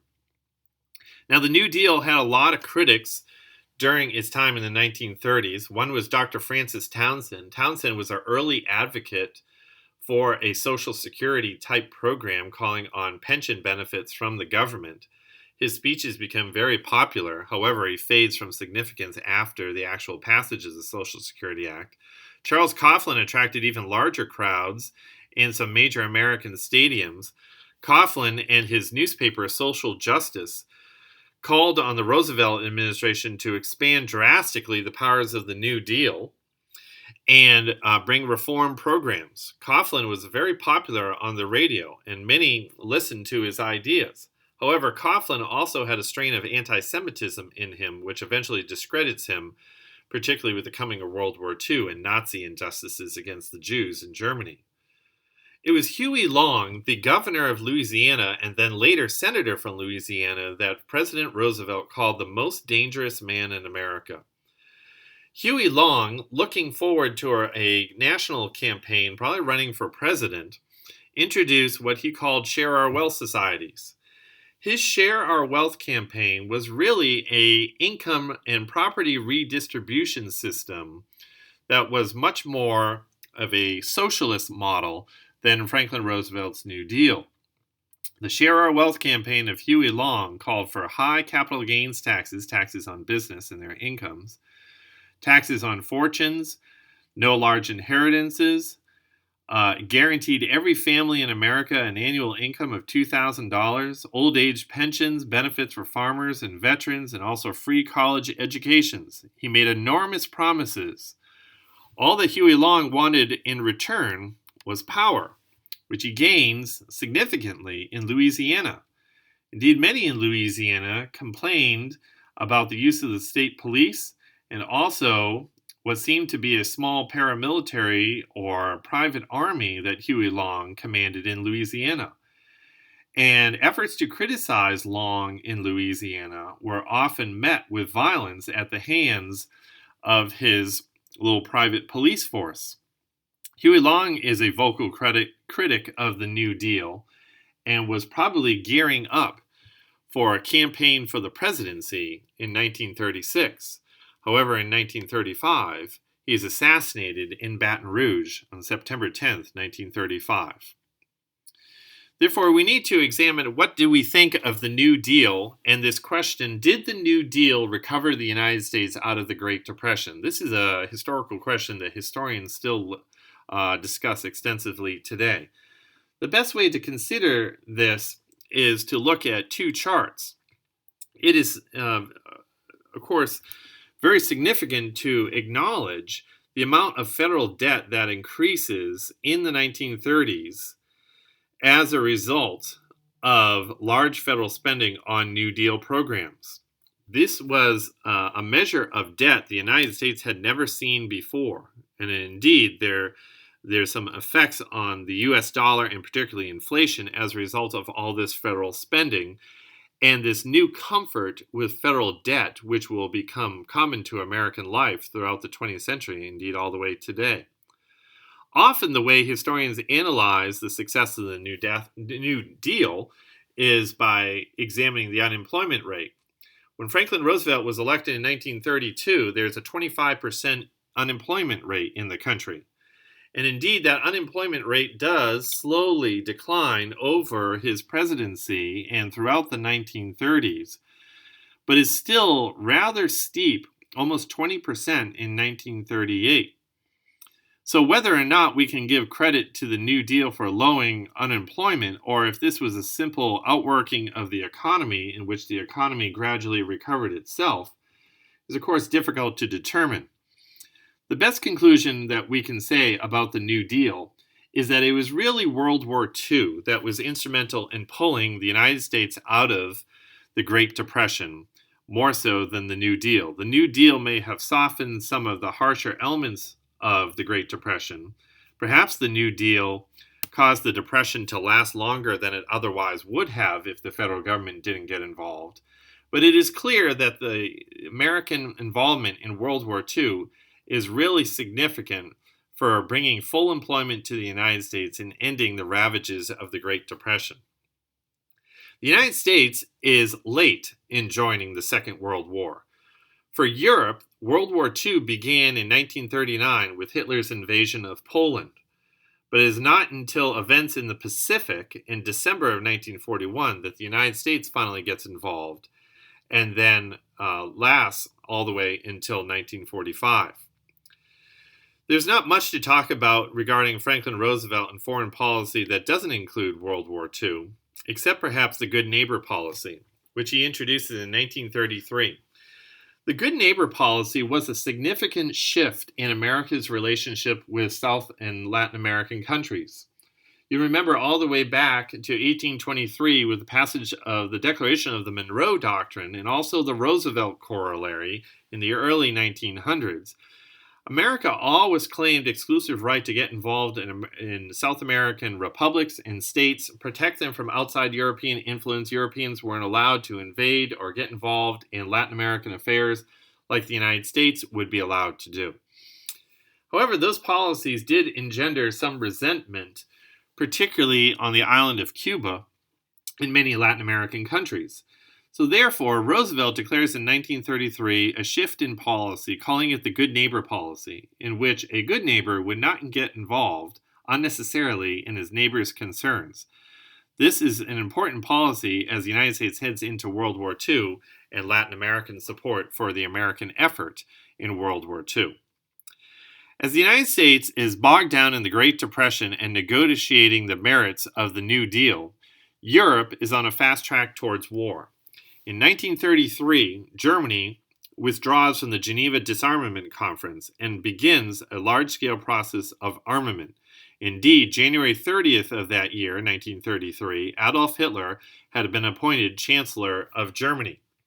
In 1935, Hitler imposes a new military draft and the creation of an air force in Germany. Effectively, by the early 1930s, the Great Depression is pretty much over in Nazi Germany, and there is full employment, plenty of work to be done in the construction of infrastructure projects, particularly roads like the Autobahn, but also the development of weapon systems. In 1936, Germany reoccupied the demilitarized Rhineland. And in 1936, Adolf Hitler signed an alliance with Benito Mussolini, the fascist dictator of Italy. And in 1936, also, Adolf Hitler created the anti-Comintern or anti-communist pact with Japan, which left the Soviet Union isolated in between those two countries. Hitler also embarks on a massive rearmament campaign that was in violation of the Treaty of Versailles. Hitler also annexes his native Austria, an event known as the Anschluss, in 1938. And then in 1938 occurs the very famous Munich Conference involving the occupation of Czechoslovakia. In that year, Hitler demanded that native Germans living in the mountainous Sudetenland of western Czechoslovakia be allowed to be incorporated into the new Third Reich that Hitler was building. Representatives of the various Allied states convene in Munich, Germany to discuss the crisis and the demand. The French and the British prime ministers meet with Adolf Hitler and also Benito Mussolini. As a result of the conference, Britain and France agreed to allow Chancellor Hitler to annex the Sudetenland, but with the promise that no more territorial acquisitions will occur for Germany. Hitler promises. Prime Minister of Great Britain Neville Chamberlain returns to London, promising peace in our time because Hitler had signed a piece of paper that he would demand no more territory besides the Sudetenland. Also in 1939, in an effort to secure his eastern border and avoid a war on two fronts, Hitler's government signed the Nazi-Soviet Non-Aggression Pact. Chairman Stalin of the Soviet Union was very excited to sign this agreement, believing he would be avoiding war with Germany. A secret part of the pact was that when Poland was invaded by the Nazis, it would be divided up between the Soviet Union and Germany. Therefore, World War II begins in Europe in September of 1939 with Hitler's invasion of Poland. Within 2 weeks, the country is overwhelmed by Nazi forces from the west and Soviet forces from the east. We see in the invasion of Poland a new form of warfare, blitzkrieg or lightning war, which as an effort to avoid getting bogged down in the trench warfare of World War I, Nazi troops using mechanized infantry and also dive bombers from the air are able to continually move the front, overwhelm the Polish army, and take the state of Poland within about 2 weeks. Capitalizing on his success in Poland, Hitler moves on to Scandinavia, quickly overwhelms Denmark, and takes Copenhagen in 2 hours, and then also moves against Norway. Continues to push west, taking over the Netherlands and Luxembourg and Belgium. And then when England and France declare war against Germany and meet the Germans in northern France, they are quickly surrounded by German panzer divisions on the beaches of Dunkirk along the French coast. At Dunkirk, 400,000 English and French troops were at risk of being overrun or captured or killed by the Nazis. Yet the call goes out to English sea captains who quickly send their ships across the English Channel and rescue about 338,000 of the 400,000, evacuating them to England, allowing them to fight another day and return in an invasion of the continent. Therefore, without a large English or French army remaining, the Nazis are able to quickly descend on northern France, overwhelm whatever resistance remained, and take the city of Paris on June 14, 1940. In this huge humiliation, the Nazi troops actually march and parade beneath the Arc de Triomphe. As a result, for much of the war, Paris would be under German occupation. To the south, there would be a puppet state called Vichy France, which was really under the control of the Nazis, even though it was not occupied. In northern France, a group of resistance fighters would continue to fight against Nazi domination, known as the French Resistance, blowing up railway tracks and also sabotaging the German war effort and assassinating key generals. Therefore, England remained alone against Nazi Germany, but this time, after Chamberlain is removed in a vote of no confidence as Prime Minister, he is replaced by Winston Churchill, the very inspiring leader that encourages Britain to stand alone and stand up against overwhelming odds in Nazi Germany, as they do during the Battle of Britain. During the Battle of Britain, the German Luftwaffe Air Force continued to bomb major British cities, including London. Londoners were forced to retreat off into the subway tunnels to act as makeshift bomb shelters, and the Germans continued to bomb the city from the air, leading to large fires and large sections of London being destroyed amidst what becomes known as the Blitz. However, during the Battle of Britain, the British fighter pilots proved their great worth and success in knocking out 3 German planes to every one that they had lost, preventing Adolf Hitler from invading Great Britain and enabling England to stay in the war and continue the fight. Often that fight continued on the Atlantic in submarine warfare and merchant vessels coming from the United States and Great Britain, often being fought between English and German submarines. A key aspect of the Allied effort against fighting the Germans was the discovery of the Enigma machines. These were coding machines the German Army and Navy were using that were considered to be undecipherable. But it was a Polish mathematician who figures out mathematically how to decipher the code, and as a result, the Allies are reading German military mail throughout the course of the war. The United States policy towards World War II remained indifference. Indeed, Franklin Roosevelt, although he sees the growing threat in Europe, realized that it was not politically expedient to get the United States involved in the war, particularly as a legacy of World War I. Indeed, there are many America First committees, peace committees, often under the leadership of Charles Lindbergh, still the national hero, that advocates for the United States to avoid getting involved in another war in Europe.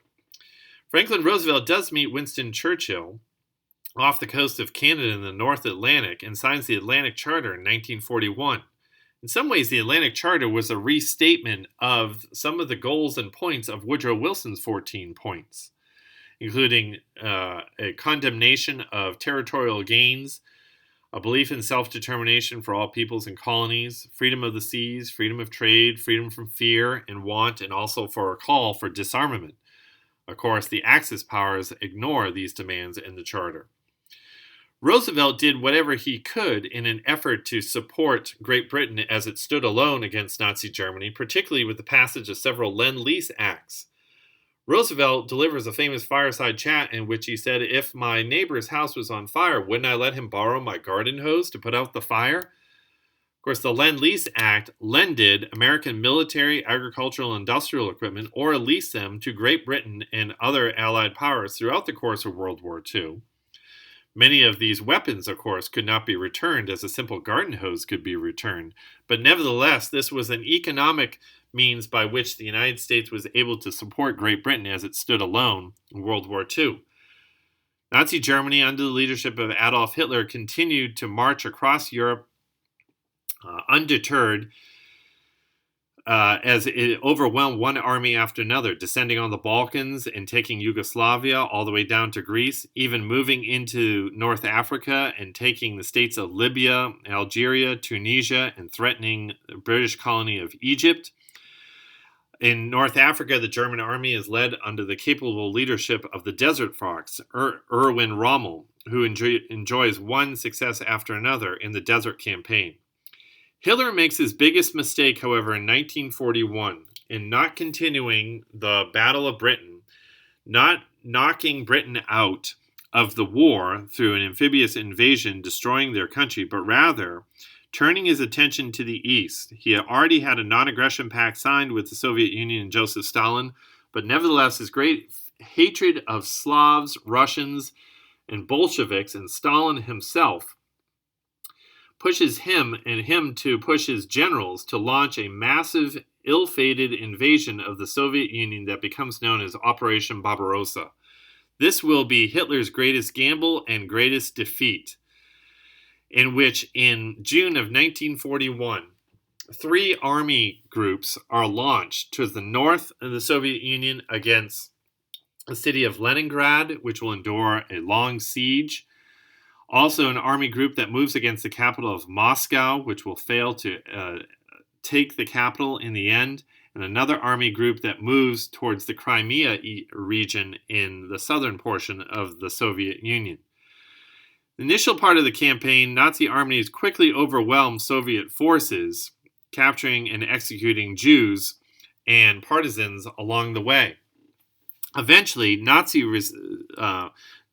advancement endures an incredible stall and great conflict, however, in the fighting at the city of Stalingrad in southern Russia. It is at Stalingrad where the Soviets make their stand and endure an extended battle against Nazi forces there, eventually turning the tide of war.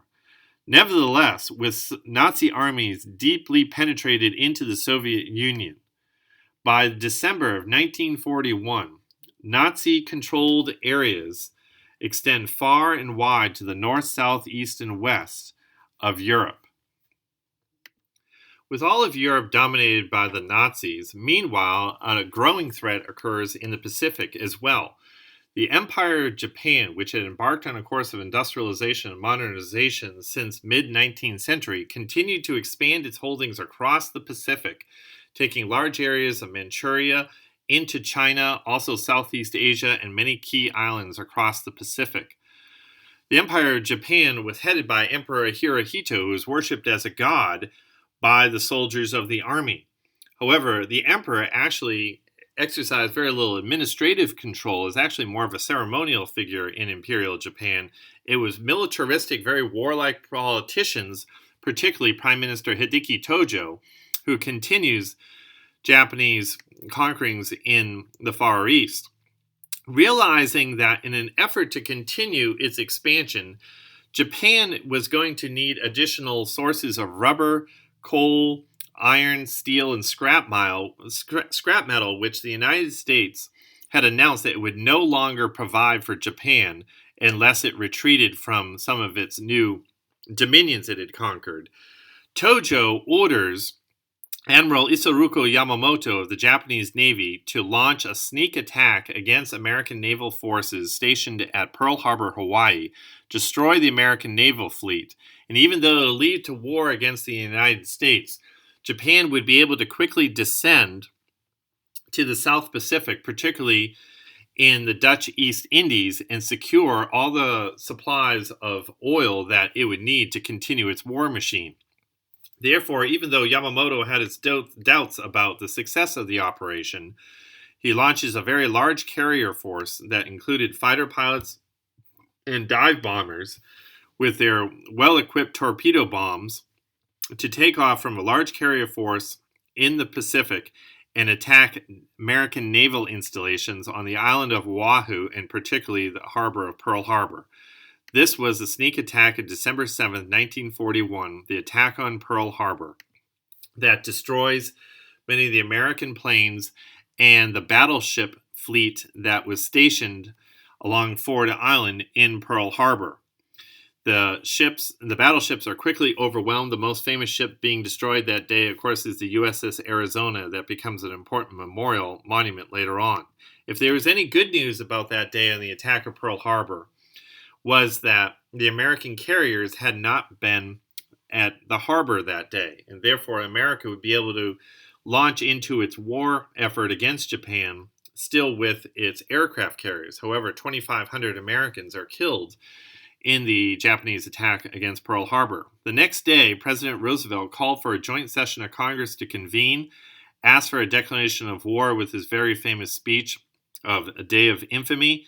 And indeed, hundreds of thousands of Americans, hours after the attack on Pearl Harbor, went down to their local enlistment station and volunteered to serve in World War II.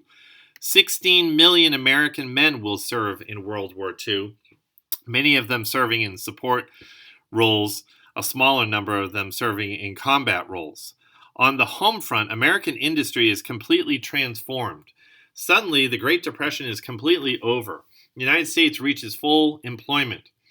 And American industry, particularly American car manufacturers before the war, build 40 billion bullets, 300,000 aircraft, 76,000 ships, 86,000 tanks, 2.6 million machine guns.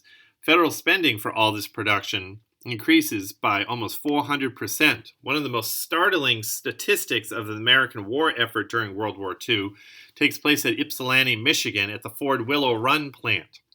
This was a Ford Motor Company plant before the war. It is transformed to produce B-24 Liberator bombers.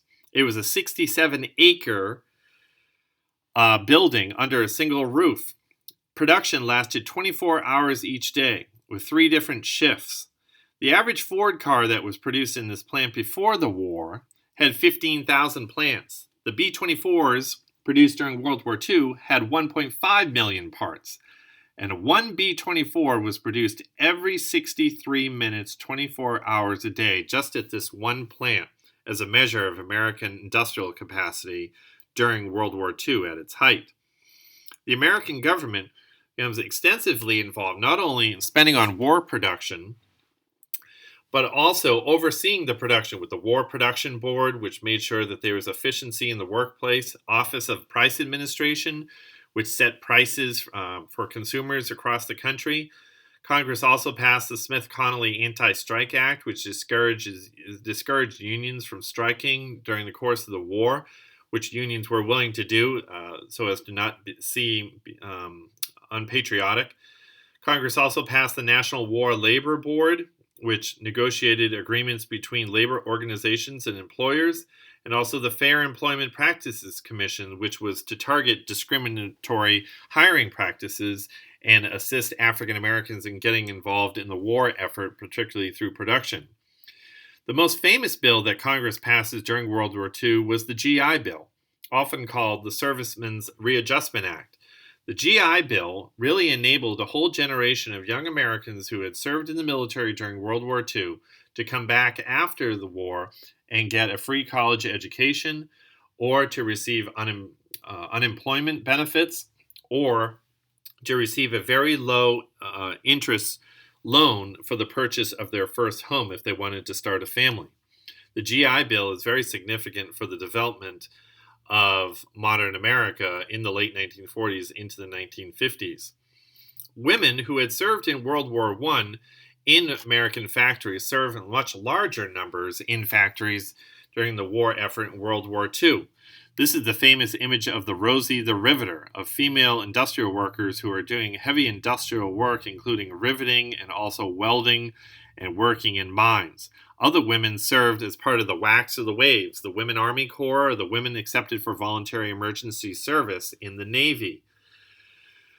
Other Americans concerned about their life during the war included African Americans. The African Americans produced what was called the Double V campaign. This was introduced by a Pittsburgh African American newspaper that called for double victory: victory abroad and freedoms of the conquered people of Europe, but also victory on the home front and an end to segregation, Jim Crow South, and freedom for Americans, African Americans on the home front. We also see among minority groups the famous Code Talkers, in which Navajo Indians were instrumental on the battlefront, providing battlefield communication that could not be quickly translated by the Germans, and also Hispanics and Mexican farm workers who come up from Mexico and South America, work in American fields known as the braceros, providing for the continuance of agricultural production during World War II. Franklin Roosevelt signed a controversial executive order, number 9066, which targeted Japanese Americans. These were not Japanese foreign nationals. These were Japanese Americans, many of whom were born in the United States and never even been to Japan. But because there's widespread suspicion of sabotage and spying of the Japanese after the attack on Pearl Harbor, the federal government believes it's best to relocate Japanese Americans from the West Coast and send them to camps and internment centers in the interior of the country, where they would be free from harassment. However, many of these Japanese Americans are forced to quickly sell their homes or their businesses at a loss. There are other Japanese Americans that actually serve overseas, mostly during the Italian campaign, and become heroes to their compatriots at home. It was Fred Korematsu who sued against this executive order and the relocation of Japanese Americans in a case that went all the way up to the Supreme Court, Korematsu versus United States in 1944. But the High Court ruled against Fred Korematsu and allowed for the internments to continue. Later on, the Supreme Court would overturn this decision and declare, indeed, the reinternment of Japanese Americans was unconstitutional.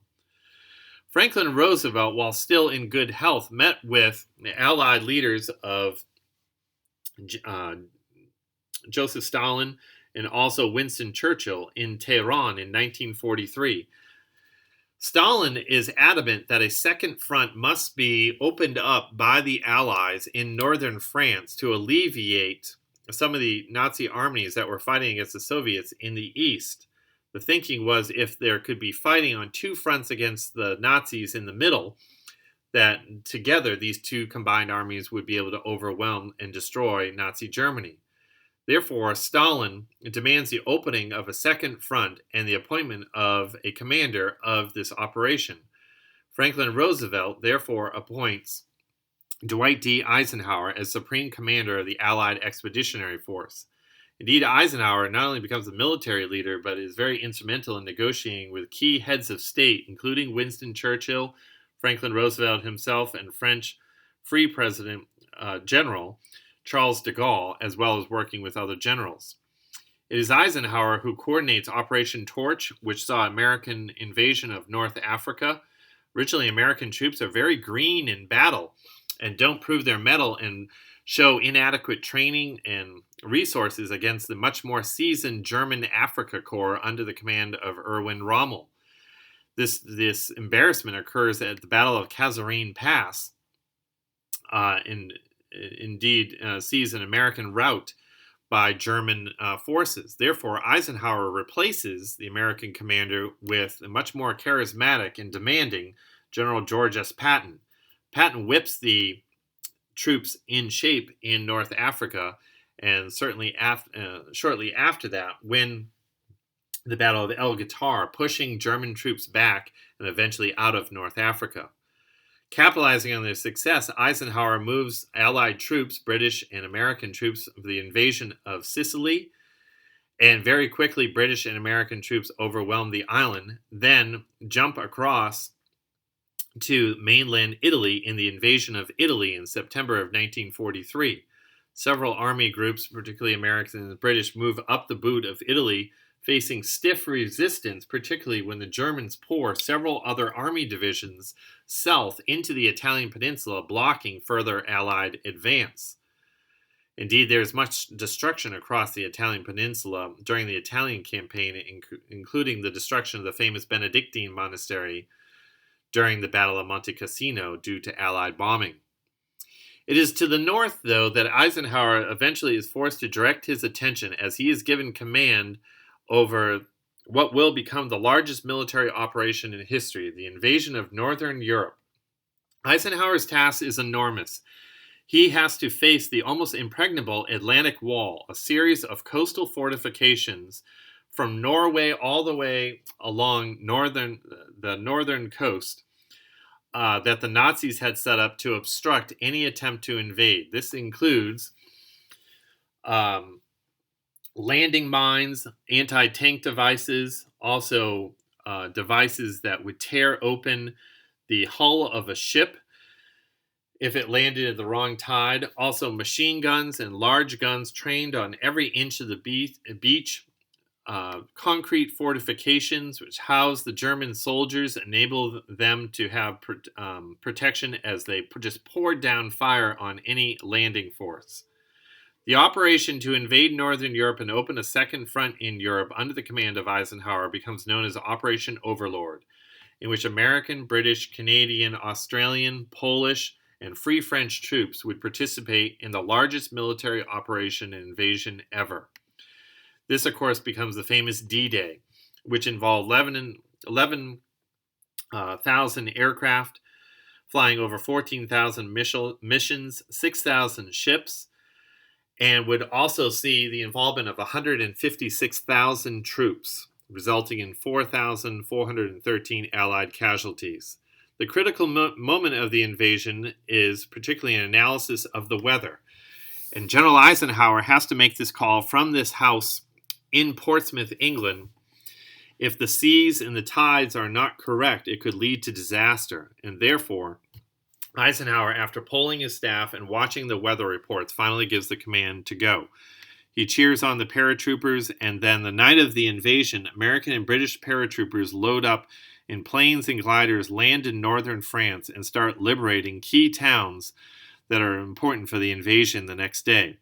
Early the next day, the largest amphibious force ever, the largest naval force ever, assembles on the northern coast of France, and very early in the morning starts landing troops along 5 different beaches, headed into a hailstorm of fire and mortar and large guns, raining down upon them by the Germans, who are well entrenched in their concrete fortifications on the bluff above.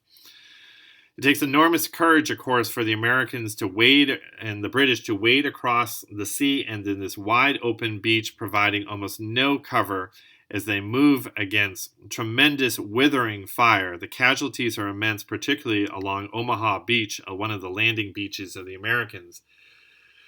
And the Americans suffered the largest numbers of casualties on D-Day, with 2,499 soldiers killed. Even after liberating the beaches and the success of June 6, 1944 in D-Day, however, the task is far from complete, as Americans need to penetrate inland, moving through the very dense hedgerow country of the Normandy region of France. These hedgerows provided cover at every corner for the German army, sniper nests and machine gun nests, almost like street-to-street fighting to take one field after another in northern France. But with the landing of the Allies, Parisians rise up and seek the liberation of their city, attacking German army units in their city. And indeed, the Americans are able to break out of Normandy with the British, the Poles, and also the Free French, and see the liberation of Paris, one of the glorious days in world history, with now Americans marching down the Champs-Élysées under the Arc de Triomphe on August 29, 1944. The campaign continued across Western Europe, with Eisenhower negotiating the differences between his American-British generals, General Patton, General Bradley, and also the British General Bernard Montgomery. Meanwhile, Allies air forces continued to bomb German cities and industrial centers in Germany, particularly in Dresden. Dresden becomes the location of some of the more famous firebombing of the Allied effort during World War II, seeing massive fires with intense heat and also hundreds of thousands of casualties, even greater than the atomic bomb droppings. The last-ditch attempt of Hitler and his Nazi war machine against the Allied advance from the West was the Battle of the Bulge. This is one of the largest battles in American history, where Americans also see some of their highest casualties.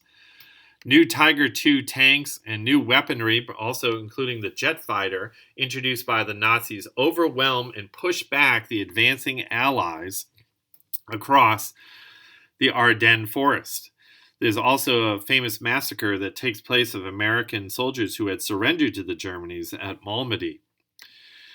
In any case, a group of Americans are surrounded in the Battle of the Bulge in the American lines at the city of Bastogne. At Bastogne, the Americans are surrounded, running out of ammunition, low on supplies, in a very cold winter, that December of 1944.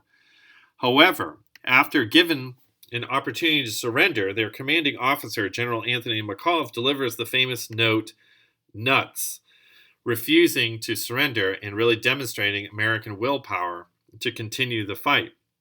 And indeed, after conferring with his generals, it is George Patton and his Third Army that is able to liberate Bastogne the day after Christmas in 1944.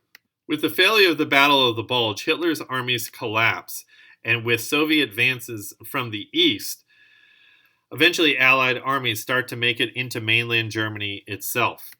The Allies from the west find the key Ludendorff Bridge at Remagen, Germany, enabling them to cross the Rhine and actually into mainland Germany. And with Soviets coming from the east, the Nazi army collapsing, particularly in the cold Russian winter, eventually the Soviets and Americans are able to shake hands at Torgau, Germany on April 25, 1945.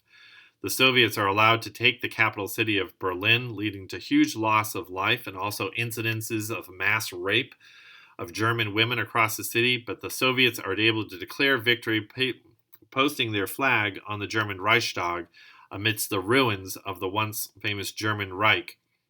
Hitler, meanwhile, had committed suicide in his bunker beneath the city, and Mussolini, the fascist dictator of Italy, had been assassinated by partisans and hung for display in Milan in 1945.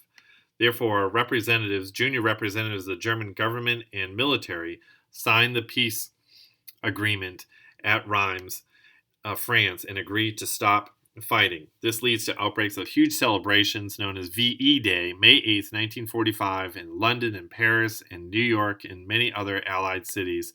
Huge celebrations seeing the end of the war in Europe. However, the war continued in the other theater, the Pacific Theater. Japan, capitalizing on its best military in the Pacific and Asian region, had created what was called the Greater East Asia Co-Prosperity Sphere. This was the belief that all these conquered regions would work together to supply the needs of the racially superior Japanese and its war machine. That was the point in attacking Pearl Harbor, to knock the United States from blocking continual advancements of the Japanese army. With the destruction and the attack at Pearl Harbor, the Japanese are also able to attack the Philippines and Singapore and also the Dutch Indies, and also actually bomb mainland Australia at Darwin. As a result, the Americans are left at their colony in the Philippines are completely surrounded on the Bataan Peninsula, and eventually their commander, General Douglas MacArthur, is forced to retreat all the way to the island of Corregidor on the southern part of the Bataan Peninsula. He is ordered by the president to leave, and very quickly on one of his PT boats escapes the Japanese blockade, makes it all the way to Australia, where he declares, "I came out of Bataan and I shall return." Those words of "I shall return," meaning the liberation of the Philippines, become very inspiring to Allied and also Filipino troops for the remainder of the war. The Americans that were left behind at Corregidor and Bataan are forced to march north on the peninsula, where they endure an absolute horrendous march that becomes known as the Bataan Death March. During the Bataan Death March, as American and Filipino soldiers march to their prisoner of war camps north, they endure horrific torture and beatings, starvation, heat, dehydration, disease, and death and execution at the hands of the Japanese army. And indeed, the 60-mile Bataan Death March trek would result in somewhere between 5,000 and 18,000 POW deaths that would later be avenged. The Japanese, at the height of their influence and power, control much of the Pacific Ocean and many important colonies across Asia. As a token effort to strike back against the Japanese mainland and Japanese military after the embarrassing defeat at Pearl Harbor, President Roosevelt orders a bombing of Japan. That was really impossible because American bombers couldn't fly that far of a distance from their airfields all the way to mainland Japan. So therefore, it is James Doolittle and his Army Air Corps pilots that concoct a plan in an effort to launch B-25 Mitchells off of an aircraft carrier, bombers off an aircraft carrier, and bomb mainland Japan. That had never been done before, and everyone said it couldn't be done. But by stripping down the bombers to only include fuel and bombs, and practicing to take off on a short runway, the B-25s under the command of Doolittle are able to take off from the USS Hornet aircraft carrier hundreds of miles away from mainland Japan, fly all the way to Japan, and bomb Tokyo, including the garden of the Emperor's palace. Many of these pilots, of course, don't have enough fuel to return to their aircraft carriers, so they either continue on and crash in the Sea of Japan or crash in mainland China, which is under the control of the Japanese army, and are often imprisoned and don't survive the Doolittle raid. But nevertheless, the Doolittle raid does provide a lot of motivation and excitement for Americans to continue the fight. Americans also achieved something of a strategic victory in the Battle of the Coral Sea, in which the American Navy was able to block Japanese advancement further south and protect Australia, and then also secure the most significant naval battle of the war at the Battle of Midway. Using secretly encrypted coded information from the Japanese Navy, the Americans know that a carrier strike force is headed north in the northern Pacific against the island of Midway. As a result, American aircraft carriers are able to quickly move north against the Japanese carrier force and American dive bombers, torpedo bombers, are able to attack the Japanese carrier force and wreak great destruction. And at the loss of only one American carrier, the Americans are able to wipe out 4 Japanese aircraft carrier. The significance of the Battle of Midway cannot be overstated. It is really the turning point. Any losses, any advantage that the Japanese Navy had gained at Pearl Harbor is lost only 6 months later in the Battle of Midway. American naval forces are under the command of Admiral Chester W. Nimitz during the course of the Pacific Campaign, and working with Army General Douglas MacArthur, they enact a plan called island hopping, in which American Army forces would move from strategic island to strategic island on their way to the Philippines, and the American Navy would take with their Marines key airfields on key islands on its way getting closer to mainland Japan to set up for an invasion of mainland Japan and also continue the bombing. Therefore, the island hopping campaign commences in the Solomon Islands with the Battle of Guadalcanal, which included a key strategic airfield. On Guadalcanal, American Marines, 1st Marine Division, land and fight in malaria-filled conditions in the jungles of Guadalcanal, but beat back numerous banzai charges of the Japanese army, securing the airfield and the march north. Also, meanwhile, during the island hopping campaign, Pacific submarine warfare is occurring with American submarine forces fighting against the Japanese submarine fleet and scoring significant victories, also destroying the Japanese merchant marine and therefore starting to strangle mainland Japan of important supplies. The island hopping campaign continues onto the island of Tarawa. The island of Tarawa, the intelligence was proven to be so poor that American military planners didn't know that there was an extended, very sharp and jagged coral reef that extended far out into the ocean that couldn't be seen. And therefore, as a result, American Marines are forced to land on this very jagged coral, tearing up their regulation boots as they move in against the island against Japanese machine guns. As a result, many of them are slaughtered on the coral and on the beaches before they're able even to get onto the island. Island hopping continues and moves against the island of Saipan. American forces are able to overwhelm the island of Saipan, but some of the Japanese residents and soldiers who lived on the island of Saipan, rather than surrendering to the Americans, moved north and jumped off the famous cliffs of Saipan to their deaths rather than surrender to the Americans. Saipan was also important for the securing of another key landing strip that would enable the B-29s to bomb mainland Japan, taking off from Saipan. General MacArthur fulfills his promise to return to the Philippines in the Philippines campaign to liberate the former American colony and its people, the Filipinos. Indeed, in a dramatic gesture, Douglas MacArthur lands at Leyte and wades ashore, fulfilling his promise of "I shall return." The Philippine campaign sees very vicious fighting, street-to-street fighting, urban combat between American and Filipino partisans against the Japanese army, and many massacres throughout the city of Manila. One of the key battles, really the key battle for the United States Marines in the Pacific Theater during World War II, takes place on Iwo Jima.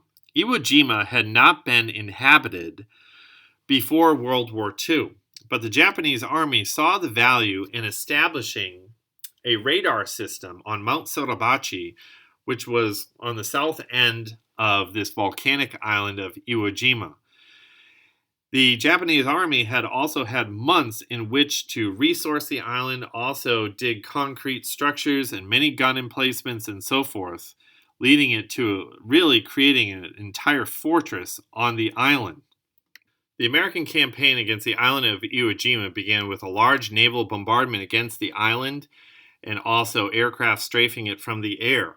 The hopes was that the American Navy would be able to destroy a lot of the coastal fortifications and guns, enabling for an easier landing of the American Marines. However, that was definitely not the case, as American Marines land on the very dark, coarse, black, volcanic sand of Iwo Jima and walk onto an absolute hell on earth as there are numerous gun emplacements and machine gun nests well concealed beneath the brush and the trees and shrubbery of Iwo Jima, leading to a high loss of life, requiring Americans to land tanks and use flamethrowers and mortars to drive the Japanese from their fortifications. The most famous photograph of World War II takes place during the course of the Battle of Iwo Jima on top of Mount Suribachi, in which 5 American Marines raised the American flag to inspire the troops below to continue the fight for the island.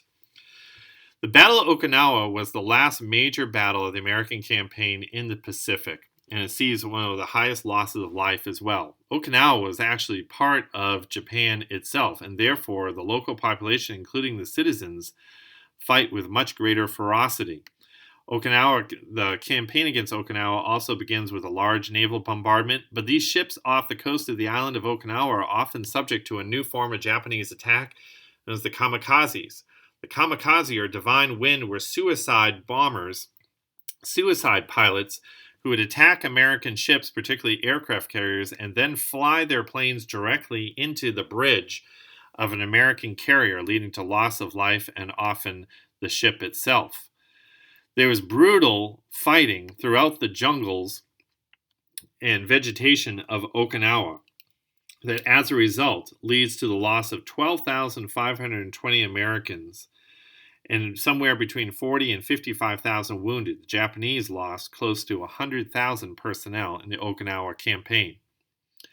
But now, with regular firebombing taking place on the mainland Japan, particularly on major industrial cities and also Tokyo itself, much of Japan is no longer able to launch military campaigns any further into the Pacific. And these huge losses of life in these campaigns means that the American invasion of Japanese mainland is at the door. However, there's great fear among the Army Chief of Staffs and the American military, fearing that an invasion of mainland Japan could lead to the loss of 500,000, maybe 1 million, maybe 2 million American soldiers, because everyone knows that the Japanese citizens and Japanese soldier will fight all the way to the death, street by street, corner by corner, building by building, to defend their homeland. Meanwhile, however, through the course of the war, there's been a secret research project occurring, particularly at Los Alamos National Labs in New Mexico. This is the Manhattan Project, the project to develop an atomic weapon, an atomic bomb. It is one of the first major projects that sees a close relationship between the United States military and the scientific establishment. General Leslie Groves oversaw the project, and his chief scientist from the University of California, Berkeley, a brilliant physicist, was named J. Robert Oppenheimer. Indeed, there are many labs across the country that are instrumental in enriching uranium or plutonium for the project, including some female workers as well. But everything is kept under tight lock and key, very secretive in Los Alamos Labs in the middle of the desert in New Mexico. Here, the project continues to develop a type of bomb that, by harnessing the power of the atom, would be able to level an entire city. And indeed, after extensive work for years, finally, a test is conducted very early in the morning at 5:29 a.m. on July 16, 1945. The world enters the atomic age with the Trinity test, a successful explosion of an atomic bomb. Therefore, key components for the bomb are shipped overseas across the Pacific all the way to Tinian Island. At Tinian Island, they are assembled and then loaded onto the Enola Gay, captained by Mission Commander Paul Timmets. He had named his airplane after his mother. And therefore, on August 6, 1945, the Enola Gay takes off from Tinian Island, flies all the way to mainland Japan, and then at 31,000 feet, drops the bomb on a key industrial city that had really not experienced much bombing yet, the Japanese city of Hiroshima. And at Hiroshima, the bomb is dropped at 8:15 in the morning and absolutely levels the city. Some 70 to 80,000 people, about 30% of the population of Hiroshima at the time, were killed by the blast and the sudden firestorm. Another 70,000 were injured. Eventually, a total of about 125,000 people would die as a result of the blast, often with horrific burns over their entire bodies, often their eyes, their faces, or limbs completely burned off of their bombings. Men, women, children. Women and children fused together, melted together, as the entire city is leveled. However, because Japan refuses to surrender, a few days later, Boxcar takes off and heads towards the key city of Nagasaki, and there the second atomic bomb is dropped on the Japanese city of Nagasaki, nicknamed Fat Man, on August 9th, 1945, also bringing great destruction on the city. The destruction and the loss of life isn't as quite as great at Nagasaki as it was Hiroshima because of the surrounding mountains around this port city, but nevertheless, a total of 80,000 people would eventually die as a result of the bomb dropped on Nagasaki. Realizing that there was no way that they would be able to face up against such weapons, and with their complete economy and nation and major cities and military and navy completely destroyed as a result of the American campaign in the Pacific, the Japanese government finally calls for unconditional surrender, which takes place aboard the USS Missouri on September 2nd, 1945. In that ceremony aboard the USS Missouri, the Japanese Foreign Affairs Minister signs the instrument of surrender. This leads to huge celebrations, particularly in Times Square in New York, including this very famous photograph of a U.S. sailor kissing a nurse, and VJ Day, the celebration of victory over Japan and the end of World War II. Of course, World War II revealed during the Allied campaigns, and particularly after, the horrors of racial genocide, not only in the Pacific but also in Europe. In Europe, this event is called the Holocaust. The Holocaust was the intentional mass extinction, mass extermination, particularly of the Jews and racial inferiors by the Nazi government. It is based on flawed racial science of Aryanism and a supreme master race believed to be embodied by the German and Scandinavian peoples. We see, after the passage of the Nuremberg laws in the early 1930s, which moved against the Jewish population in Germany, Kristallnacht, which was the night of broken glass in which Jewish businesses, synagogues, and homes were attacked by state police and members of the stormtrooper units. And then during the course of the war, the Nazis create what were known as Einsatzgruppen, or mobile killing units, that went into conquered areas by the German army and begin the systematic extermination of men, women, and children, of the Jews, Gypsies, homosexuals, Jehovah's Witnesses, also Slavs, and also Poles, any of those that they believed to be racially inferior. Deeming that the execution through firing squad was rather inefficient, the Germans often resorted to the development of gassing their victims through the creation of gas vans. But because these are considered inefficient, the development of death camps across Europe, particularly in conquered territories. One of the more famous ones was Buchenwald. Buchenwald was typical in the sense that it was a former internment camp for political opponents of the Nazi regime, but later it evolves into a death camp with the establishment of a crematorium and the execution of many of its victims. Auschwitz-Birkenau in Poland, however, was the most famous of the camps, particularly for its high death rate. Auschwitz usually was a one-way ticket towards death.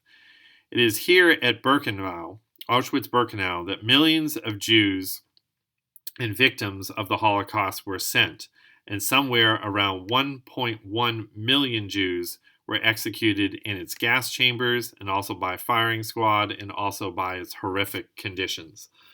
All said and done, approximately 6 million Jews were executed by the Nazi army and government over the course of the 1930s and World War II. Only a few of the German leaders, politicians, and military leaders were held responsible for their actions, put on trial, and only a few of them were actually sentenced to death for their crimes. But nevertheless, the Holocaust, with German atrocities in Europe, as well as Japanese racially driven exterminations in Asia, really represent a new low level of warfare in the Second World War in the 20th century, particularly with the targeting of ethnic and racial minorities, that only added to the enormous death toll, somewhere around 50 million people, as a result of the Second World War.